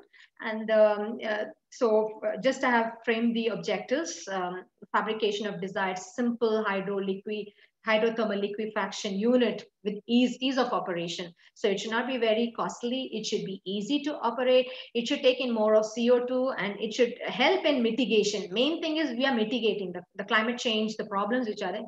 We should help in mitigation. Biomass collection and its characterization. I should have been more specific. Waste biomass characterization and the selection and characterization. And of course, utilization of renewable, innovative and recyclable catalyst. So we should look into the cost of the catalyst, its utility, and minimize its cost. I mean, it should be sustainable. and then check the fuel properties, testing, utilization, product utility, etc. So these are the things. And I'm just showing you some pictures. One is from Punjab, which is the farmers actually burn paddy straw because they want to go for wheat. Now they've already harvested 1 week back. Rice was harvested. Dr. Rinku, sorry to interrupt. 1 more minute left on your. Yeah, I'm already done. And then you see the other side, it's a mulberry waste. Mulberry waste is coming from the silk mulberry tree. So farmers really don't need. So the main issue here is you're tackling carbon dioxide emission with simple designs and operations using sustainable catalyst, using waste which is available in different places. And therefore, different study trials can be conducted, and it can be taken out finally for commercialization.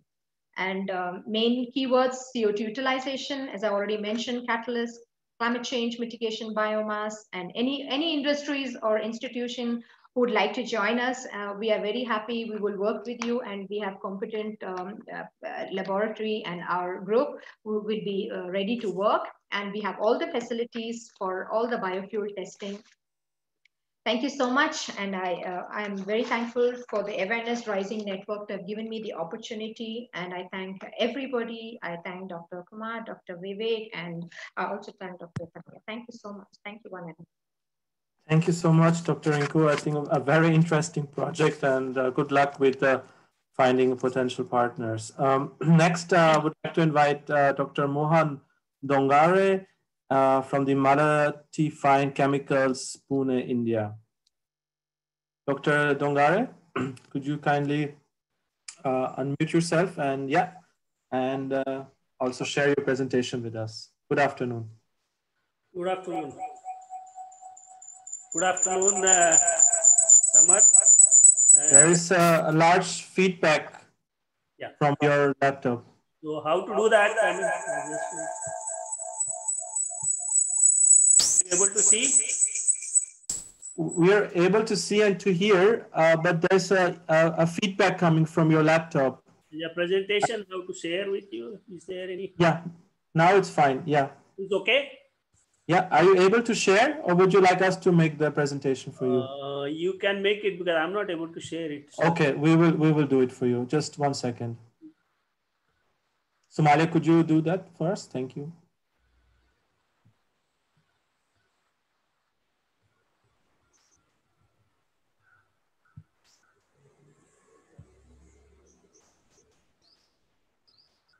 Okay, here we go. And just let us know when we should go to the next slide, Dr. Mohan. Thank you.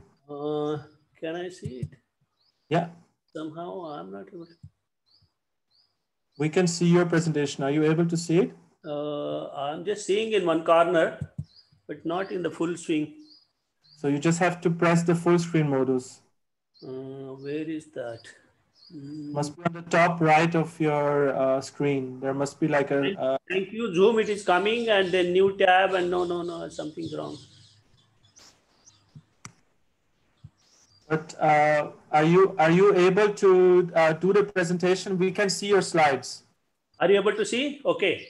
Yeah, we are able to see. You could just talk, and we just move the slides for you. Then I should expand it. No, cancel. Something went wrong with my things. Just 1 minute. Why I am not able to see that?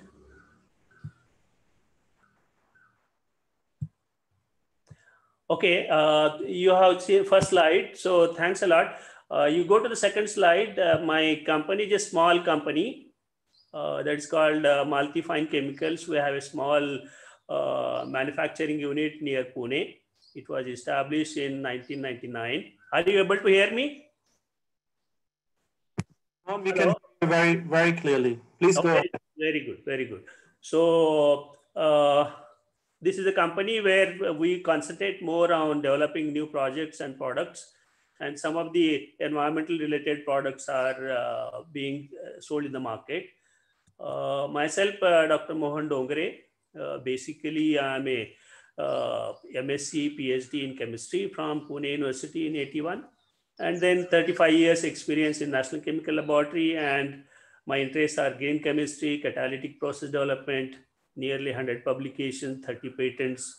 I have got 2 national awards for innovations from FICCI and Lockheed Martin. and develop few projects. My today's presentation will be on Indian sugar industry problems. So, you know, sugar cane is a very good plant for photosynthesis. People grow in large quantity in Maharashtra and Uttar Pradesh. India is the second largest manufacturer of sugar. And, you know, this sugar cane is taken to the sugar industry, and this is how it looks like a sugar industry. Okay. Now, if you see a report from Government of India, there are something like 700 sugar plants in India, production capacity of 320 lakh metric tons. And this is the largest agro-based industry in India. And I think as far as the biotechnology is concerned, this is one of the best industry for biorefinery as well as biotechnology, because these are the people who make fuel ethanol using fermentation process. So there are 0.5 million workers in the sugar mills and 6 million sugarcane farmers. And this turnover is something like 80,000 crores. So it's a big industry, important industry, but unfortunately, I mean, this is run by rural people who are just trained to run the plant. And they just manufacture sugar with the established processes. And the established process, if you see the simple process where they use sulfur dioxide for clarification. So they burn sulfur and they mix up lime with juice, and then they form calcium sulfate and then clarify. So this sulfur, whatever has been used, it remains in the sugarcane juice. It goes to the what you can say, the finally molasses, and then comes out in the biogas also, which has to be removed. So just to keep the clarification in good condition, as well as sugar, what I should say, sugar color, they use the sulfur, and this is a very nasty process. All over the world, people are not using sulfitation process, but in India, we are still working with that. So what I'm suggesting, this instead of sulfitation, we can go for carbonation process. Carbonation, it is similar chemistry where lime reacts with SO2. This lime will react with CO2, and then it will form calcium carbonate, and it will do the good clarification, but then it will not add any negative value to the environment. And then big problems for sulfur removal. And because of this, we are not able to sell the sugar in the international market, because our sugar contains something around 20 to 30 ppm of. So carbonation process is being used internationally, but they use from lime calcination, carbon dioxide generation. So they have lime clean in the sugar industry, beet industry, and they recycle it. But in India, we have an opportunity, because this carbon dioxide, which is taken from lime internationally, we can get from fermentation process. So we have nearly 400 distilleries in India, and the people are making something around 400 crores of liters of ethanol, and you will have equivalent quantity of CO2 generated. So each distillery can generate something around 20-25 tons of CO2, which is more than enough, which they can use internally. That means the CO2 at the moment, which is being sent to the atmosphere, just vented out. This is the distillery which I am showing you. You can go for that. Next slide. Hello. Yeah.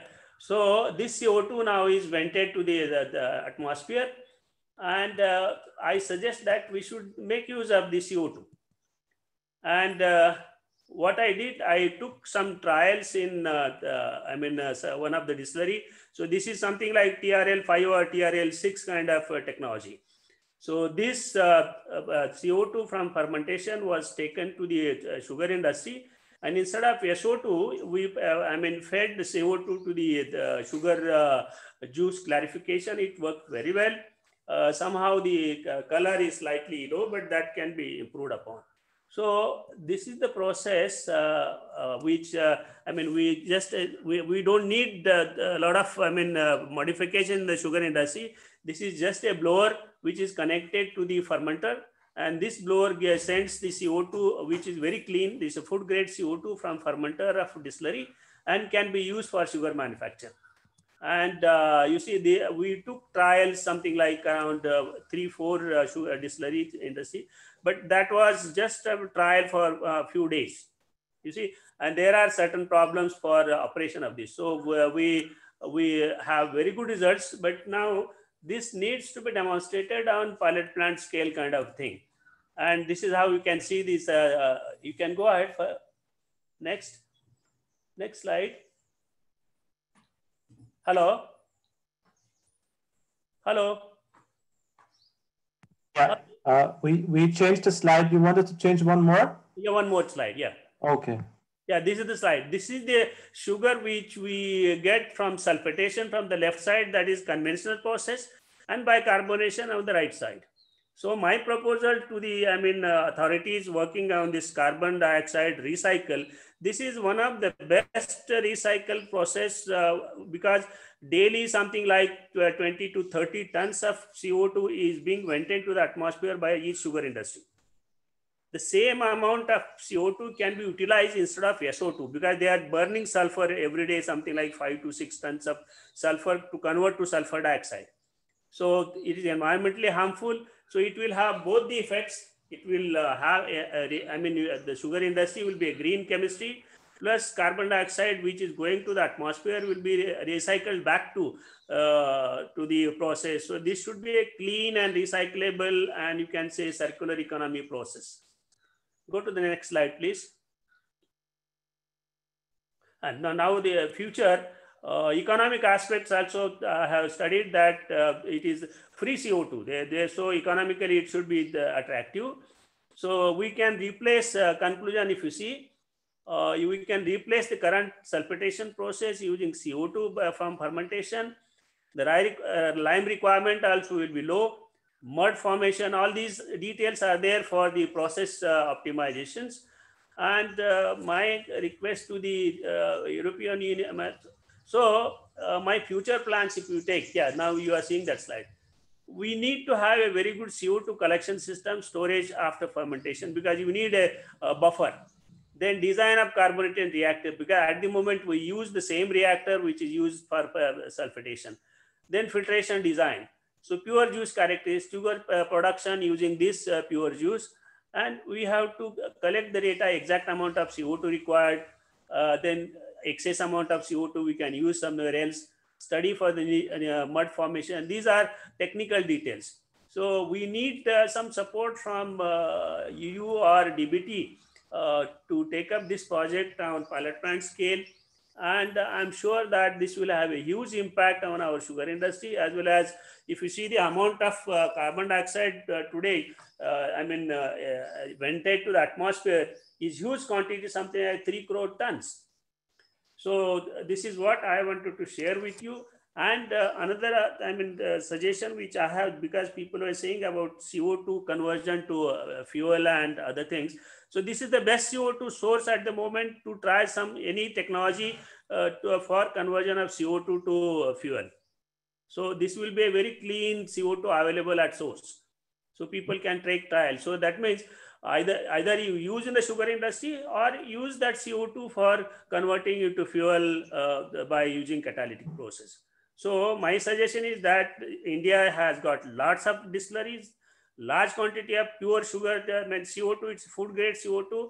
It is vented at the moment to the atmosphere, causing greenhouse the effect. So this CO2 can be utilized either for sugar manufacture or either for sugar manufacture. If you use it, it will be a very good addition to the sugar industry, because they will remove all the problems of H2S formation. You must have seen wherever you talk. Dr. Dongare, your time is up now. Okay. Okay, thank you. Could you just, do you have a slide with your contact details as well? No, it's enough. That's what I conveyed the message. Yeah, that you did very well. Thank you so much. I think this is also a very interesting project. And Dr. Dongare, we will share your contact details with the attendees as well. Thank you so much for your presentation. Our next speaker I would like to invite now. This is Anil Kumar Sakia from the Indian Institute of Technology in Delhi. Welcome, Mr. Anil. The floor is yours. Please unmute your mic, and are you able to share your presentation?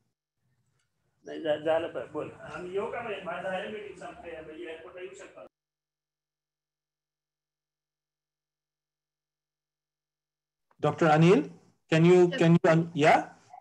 Hello? Are you able to hear us?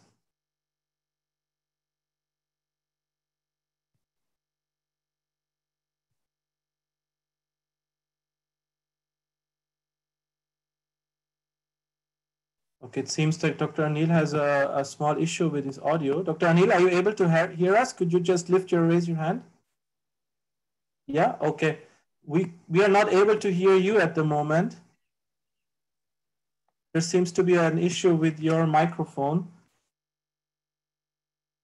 What I would suggest you try to sort it out, and we could just go to the next presenter in the meantime.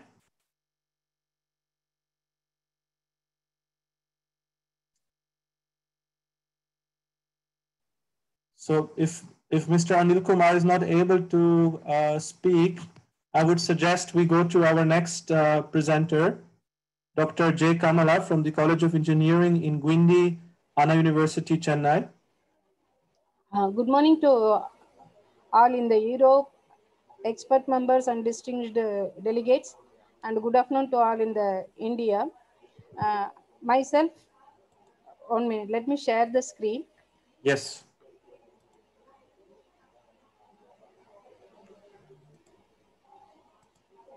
Okay. Is it visible now? Yeah, if you put it on slide modus, please. 1 minute.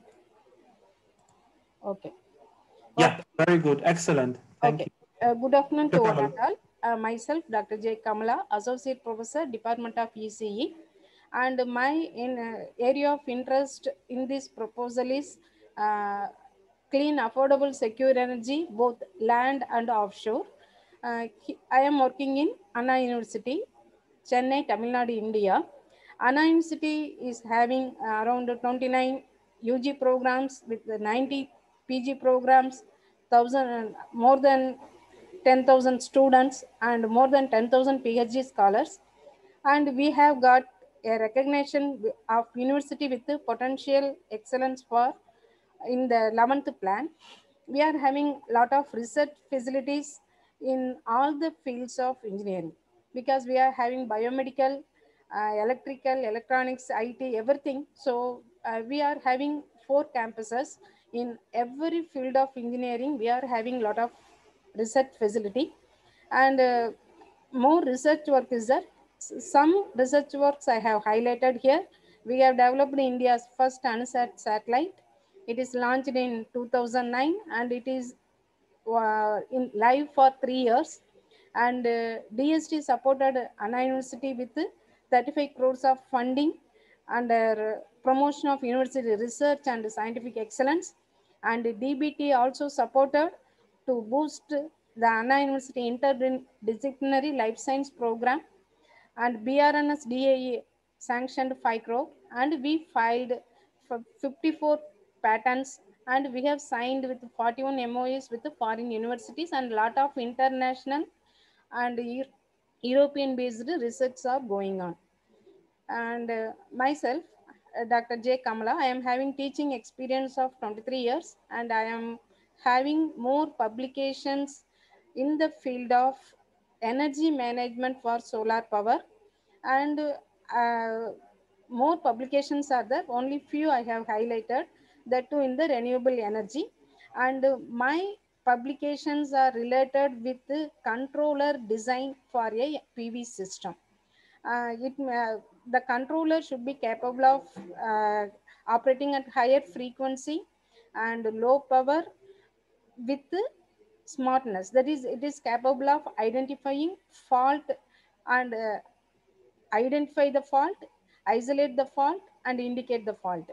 So these are the major publications of my research, and I have taken the funded projects in the solar power, and we have designed modules to integrate the solar power to grid and for a mobile electric hybrid system, power system, I have co-coordinated the project for that one.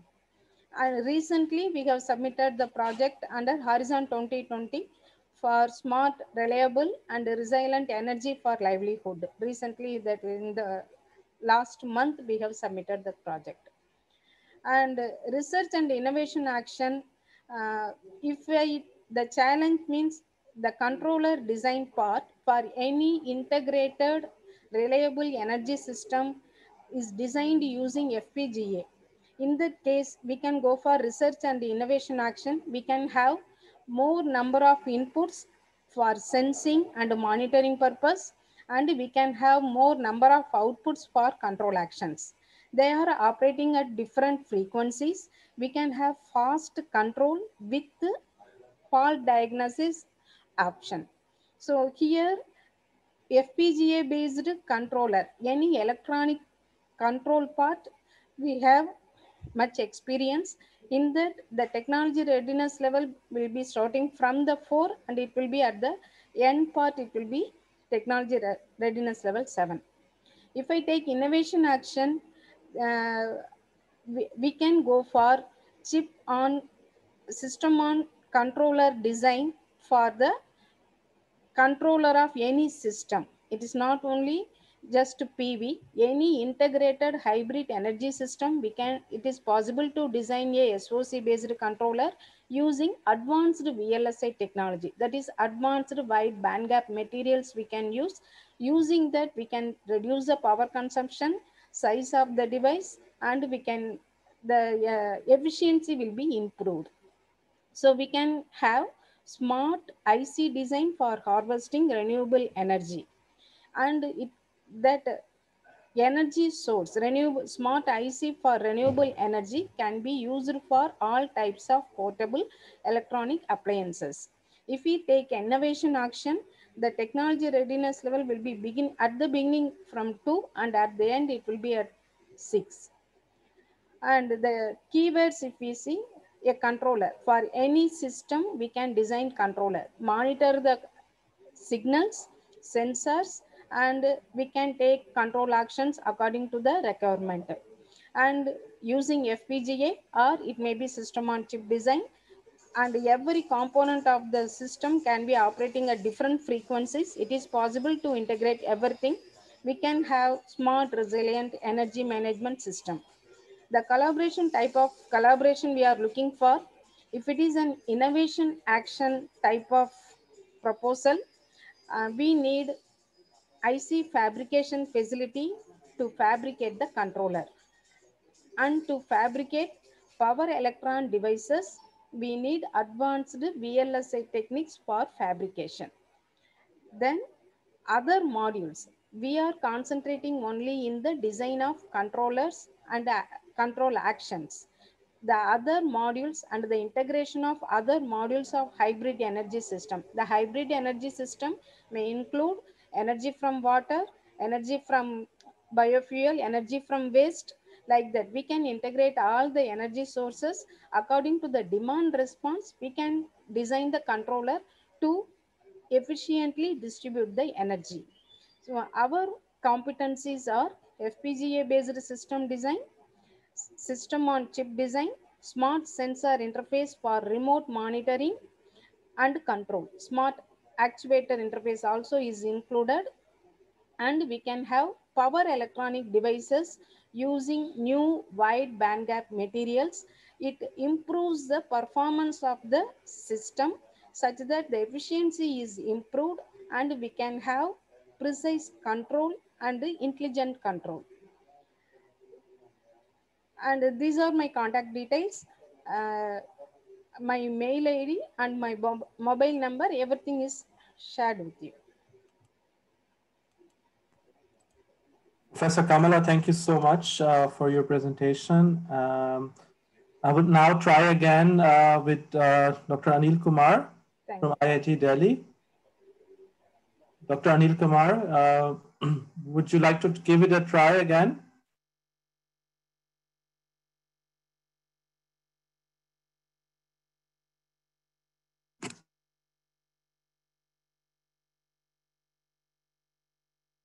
Anil Kumar.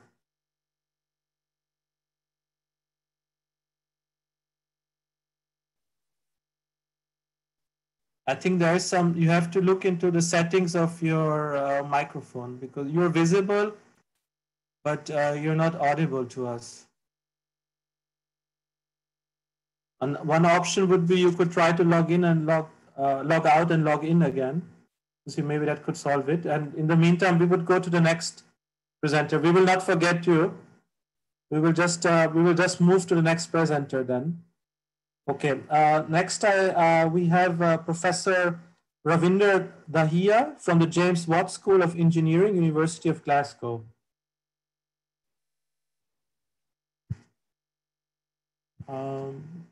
Professor Dahiya, is he with us? No, I think Professor Dahiya has not joined. Just wait, he's just joining someone. Okay. Yeah. Can you hear me? Yes. Okay, so would you Good like morning. to share the presentation or I share my screen? Yeah, if you could share your screen, that would be ideal. Okay.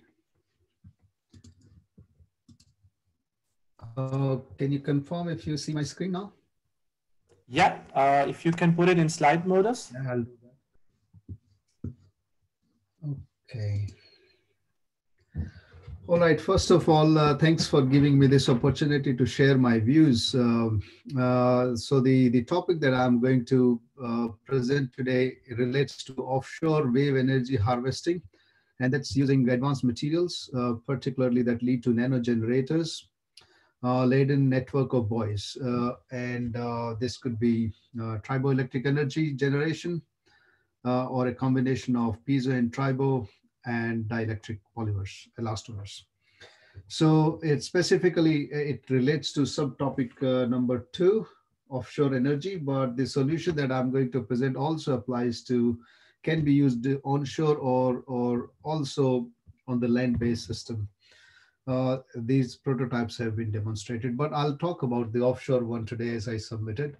And in terms of research and innovation action, I think the topic tackles well-defined challenges related to energy generation, whether that's to meet local requirements deep in the sea or to generate energy for the grid.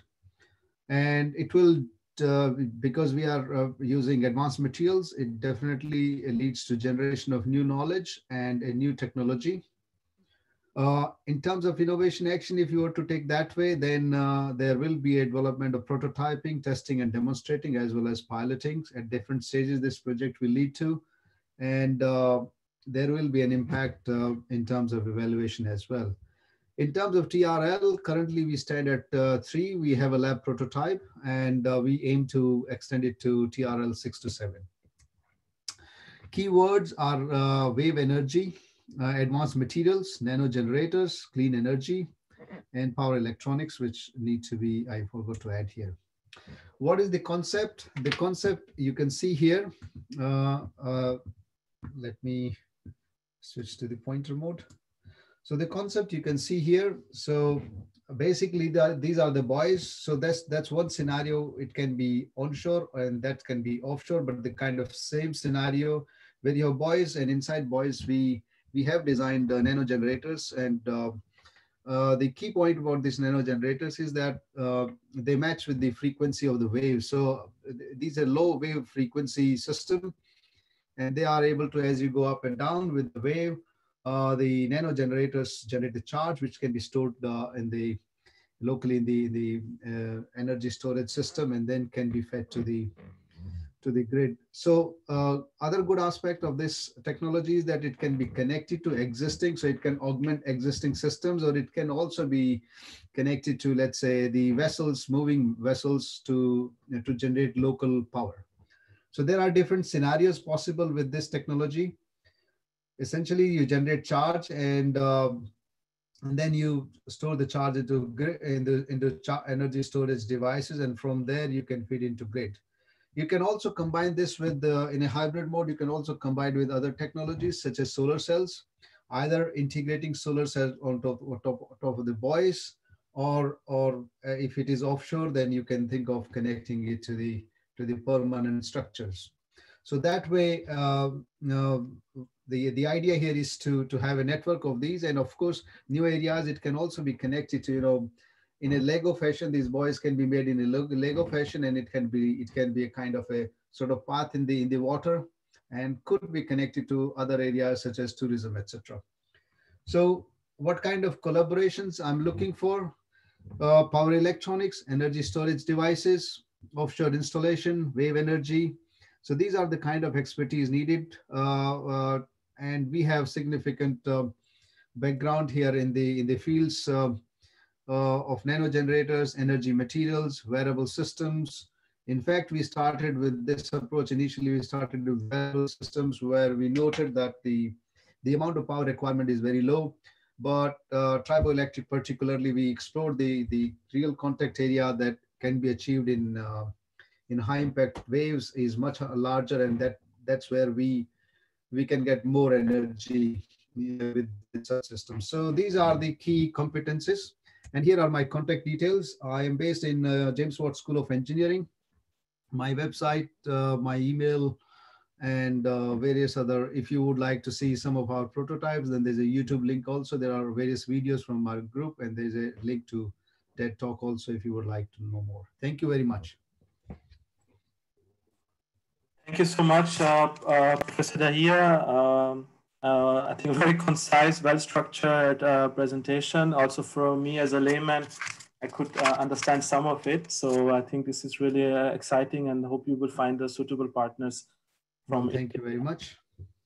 So I would now ask Dr. Gopal Krishna Kumar, who has requested to be an ad hoc presenter. He's in Norway at the moment, I think.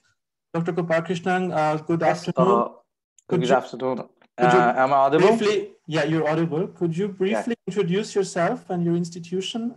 Yes. Just I think it was just a final moment I came to know about it, because this webinar I just came to know 2 days ago, and we have already a little bit of consortium that I thought like it would be adding much more if we could get some more people actually. And then I am based in the University of Stavanger, and I think I could just share my screen, so I have few informations there. Sure. Yes, I think it should be. Can you able to see my screen? Yeah, we can see it.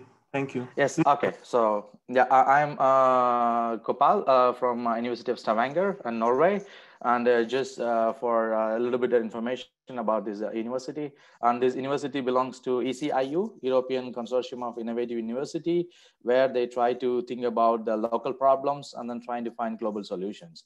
And two major problems they face here is one is the aquatic industry. The Stavanger is the capital of oil and gas industry, and the second one is aquatic industry. So my major area is focusing more or less towards these two industries. And being an environmental engineer and the biotechnologist, I try to utilize my bioengineering knowledge in order to solve some of this problem. And majorly, we are trying to work on this integrated sustainable biorefinery. And I think this is what somehow closer to the closing carbon cycle. This is what we have been working on. And as we are basically teaching in environmental engineering, but we also do some work with this piping and others with the civil, but that's not my competence, but we are more into this environmental engineering. And then I would like to just get into the second one. These are all the keywords that you could actually find my research area focuses on. The first one is the lignocellulose biomass. And then we have been doing a lot of this techno-economic and other analysis related to this circular economy. And majorly, we have been producing bioenergy. And I was mainly focusing on the hydrogen, biohydrogen. But I think it doesn't matter where the hydrogen from the source. The biohydrogen, it can be utilized in some of the transport sectors and others. And then recently, we have been working more towards the biopolymers and the carbon dioxide sequestration. So we try to use biomass to solve some of these problems. And then the current projects that we have been dealing is, the first one is the lignin valorization, where we try to get the lignocellulose biomass and try to utilize the cellulose and hemicellulose for the bioenergy production, and then the lignin into polymer for the biopolymer production actually. And you can see some of that. And then we also trying to think about the platform chemicals. We try to produce a lot of these carboxylic acids, medium chain carboxylic acid. And then another project we have been working is actually the algal cultivation. I think this is quite known to everybody for the CO2 sequestration as the biological weapon or the biological thing for the CO2 sequestration. But what we are trying to here is trying to implement a circular economical aspect, where we try to utilize the aquatic industry, where I was mentioning this Stavanger is much more I mean, they have a lot of salmon and shrimp industries where they are exporting a lot. So we're trying to utilize that industrial wastewater to grow the algae, and then try to extract the pigments or whatever the value-added components from the algae, and then trying to utilize the leftover algae as a feed to the fish itself. So we are just trying to close the cycle in a way of circular economy, so that it could be generating kind of a little bit of value to that. And then the another biomass we have been working is more towards these spent coffee grounds, because being in a Scandinavian country, they consume a lot of coffee. So they were the second largest in the world in terms of coffee waste generation. So we have been trying to produce a lot of biopolymers, and as well as the polyhydroxyalkanoates, which could be utilized as precursors for various other things. For it, either it can be used in the oil and gas industry, or it could be utilized to produce bioplastics. And these are all the somehow the projects that we have been working on, or we have been collaborating. And then I would like to say that these are the major topics that we could propose, or we could try to collaborate on. But I would like to highlight that we have already a mission innovation project, which have been going on with my colleagues. And this is a big team that we have formed. And my collaborator is from Central University of Tamil Nadu, Rajesh, actually, but he was supposed to join this, but I think he couldn't join somehow due to the technical issue. So I'm representing this instead of him, actually. And then this project is about the overall integrated biorefinery of the lignocellulose biomass, whereas we have a lot of lignocellulose biomass in India. So we have been trying to utilize some kind of a cost-effective pre-treatment to extract the lignin, and then, as I said, trying to produce biopolymers from that. And then meanwhile, we are trying to produce a two-stage fermentation where we try to produce hydrogen and methane as well. And then we are based on this proposal, by the end of 2022, we will be able to have a pilot scale operation of this one, actually. So and then we would like to develop a proposal slightly towards this one, so that it could be connected well, so that it could be a good consortium. Yeah, so thanks for your time. I don't want to take much of my time. And I think here is my contact details if you'd like to contact me. And you can also check my publications and others here, actually. Yeah, thank you so much.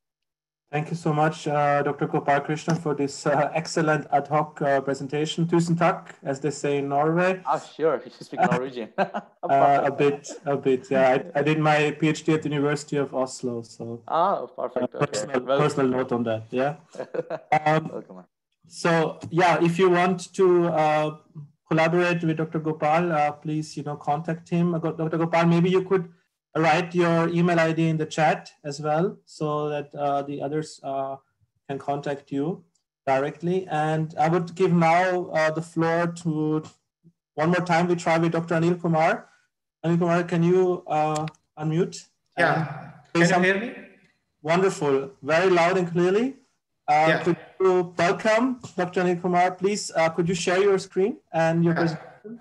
Yeah, okay.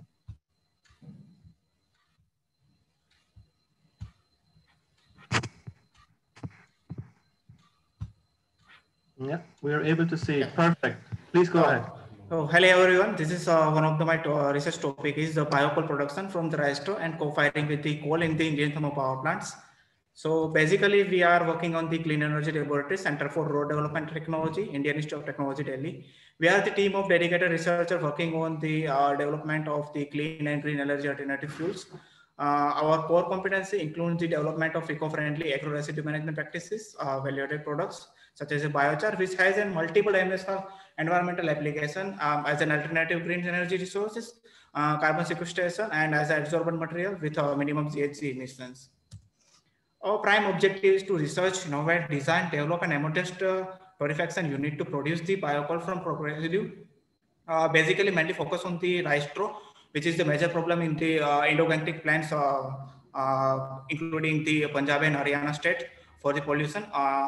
And our comparative study is the combustion and energy efficiency and emission characteristic of biocoal and coal as a fuel in the Indian thermal power plants.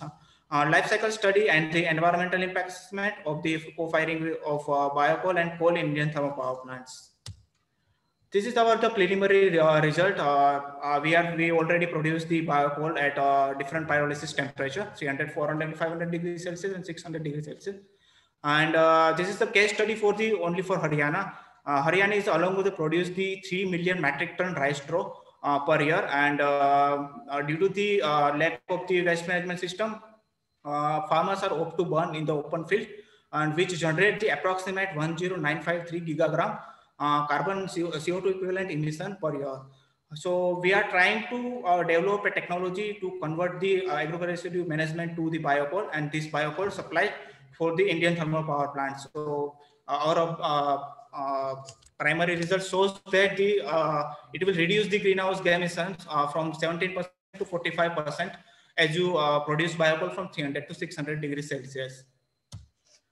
Research and innovation actions with installed capacity of 205.13 gigawatt of coal-based thermal power plants in India, which is share of 55.42 of the coal-based power plant, and which contributes approximate 63.45% emission by the energy sector.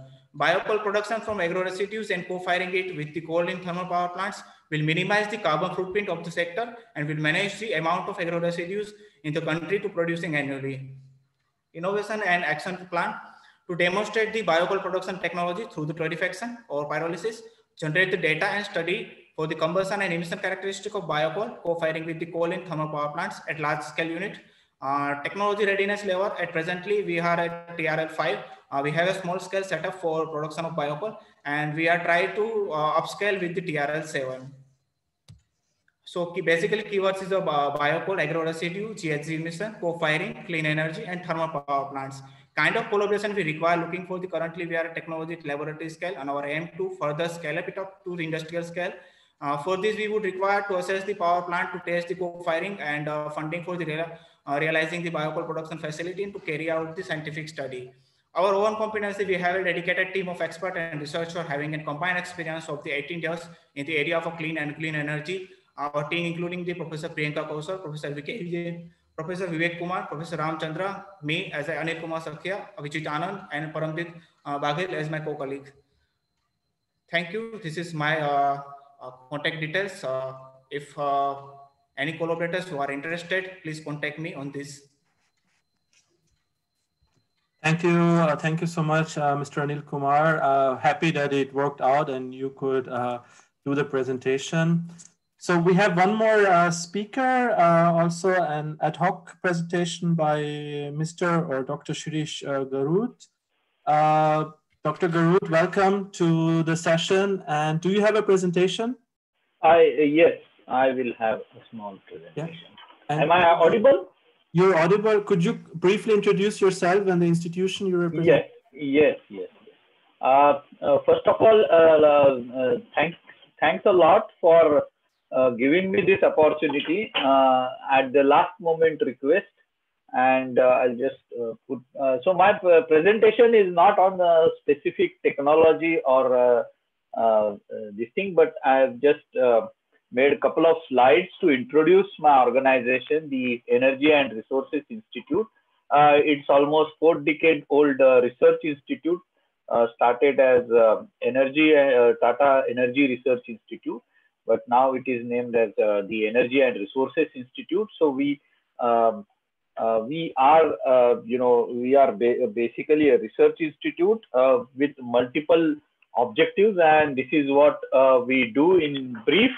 So research, which is on technology products. So we have biomass technology. We are currently also having a bioenergy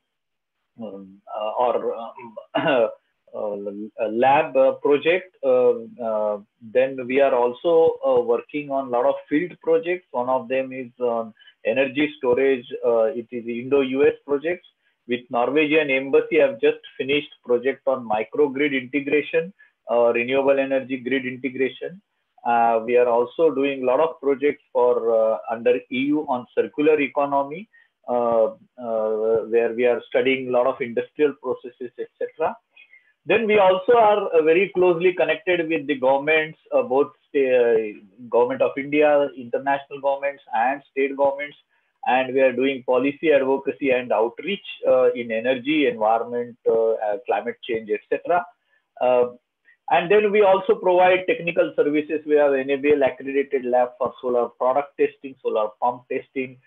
We have some consulting and advisory services for industries, strategy development of like renewable energy plants, etc. for for corporates and governments. states climate change action plan, etc. So it's a research institute with about 800 odd research professionals having offices in Mumbai, Goa, in Himalaya, and in Bangalore, and in Guwahati in Northeast, and head office is in Delhi. We have already applied for a couple of emission innovation projects. We are doing one on cold storage using biogas and biomass, where our technology is getting integrated. Currently, I am basically looking at. So these are our international collaborations in the past and currently going on, some of them. So the whole idea is that we are well connected, have good experience in handling such large projects. And my interest is basically looking at some of these areas of RE integration projects or hydrogen demonstration projects, or wave energy kind of projects. So we can be a very good Indian partner, having very excellent connectivity, vertically integrated from the government to grassroots level, and we can bring in all that expertise with clear and good understanding of regulatory policy issues and field conditions across India, and experience in handling projects, large projects. So I specifically request EU partners who are interested in coming to India with some technologies where we can fit in. And thanks a lot again for giving me the opportunity at a very, very short notice. I just requested during the chat. And so our motto is basically creating innovative solutions for a sustainable future. And I would look forward to collaborations and contacts through this interaction. Thanks a lot. Thank you so much, Dr. Garut from TERI, of course, a very well-reputed institution in India and also globally well connected. So definitely a very potential partner for projects under the call. Thanks to all the presenters. It was really, I think, a very exciting session. I think there's so much potential here. And we really wish that, we will see some follow-up on your presentations, and that there will be partners, and also, you will form consortiums and apply and hopefully also secure the funding for this. I would now ask Dr. Vivek Dham from the EU delegation for the concluding remarks for this networking session. Vivek? Yeah, thank you very much, Samrat. It was an excellent networking event, quite active and quite excellent ideas, and the expertise presented from the European and Indian side. Due to the time constraint, we couldn't accommodate many people into the session, but I hope this session will give you some kind of impulse to make the people interact with each other. After this event, we will be sending you this follow-up email. Those people who are ready to share the presentations, which didn't get an opportunity to present. So please send all this information to the email addresses which we already shared with you. And we hope from Indian side and the European side, the best proposals to come within the days. Like, we are running against time now, because the 26th January is the last date. So we hardly have almost 2.5 months left technically, because the Christmas break and all these things have to be considered. So I sincerely hope these efforts will pave a way and make some kind of connections between European and Indian side. And we wish you all the best. And we are available for all your queries and whatever help we may able to provide you to facilitate this dialogue. And we hope to receive many proposals with the Indian partners from the European side. Thank you very much. Thank you so much. Thank you so much, Dr. Vivek, for the concluding remarks. And as Dr. Vivek said, you will receive a follow-up email from us, also the recording of this webinar, and also the presentations of all our presenters. Thank you for staying with us. It has been a long session, but very fruitful and interactive and very interesting, I have to say. And we have 2 more networking sessions coming up, 3rd of November and 5th of November, as you can see from our websites. All the best. Good luck with the proposals, finding the partners and forming consortiums. And wishing you all a nice afternoon, or yeah, late afternoon here in India and early noon in Europe. Thank you so much. Goodbye to everyone. Thank you. Goodbye.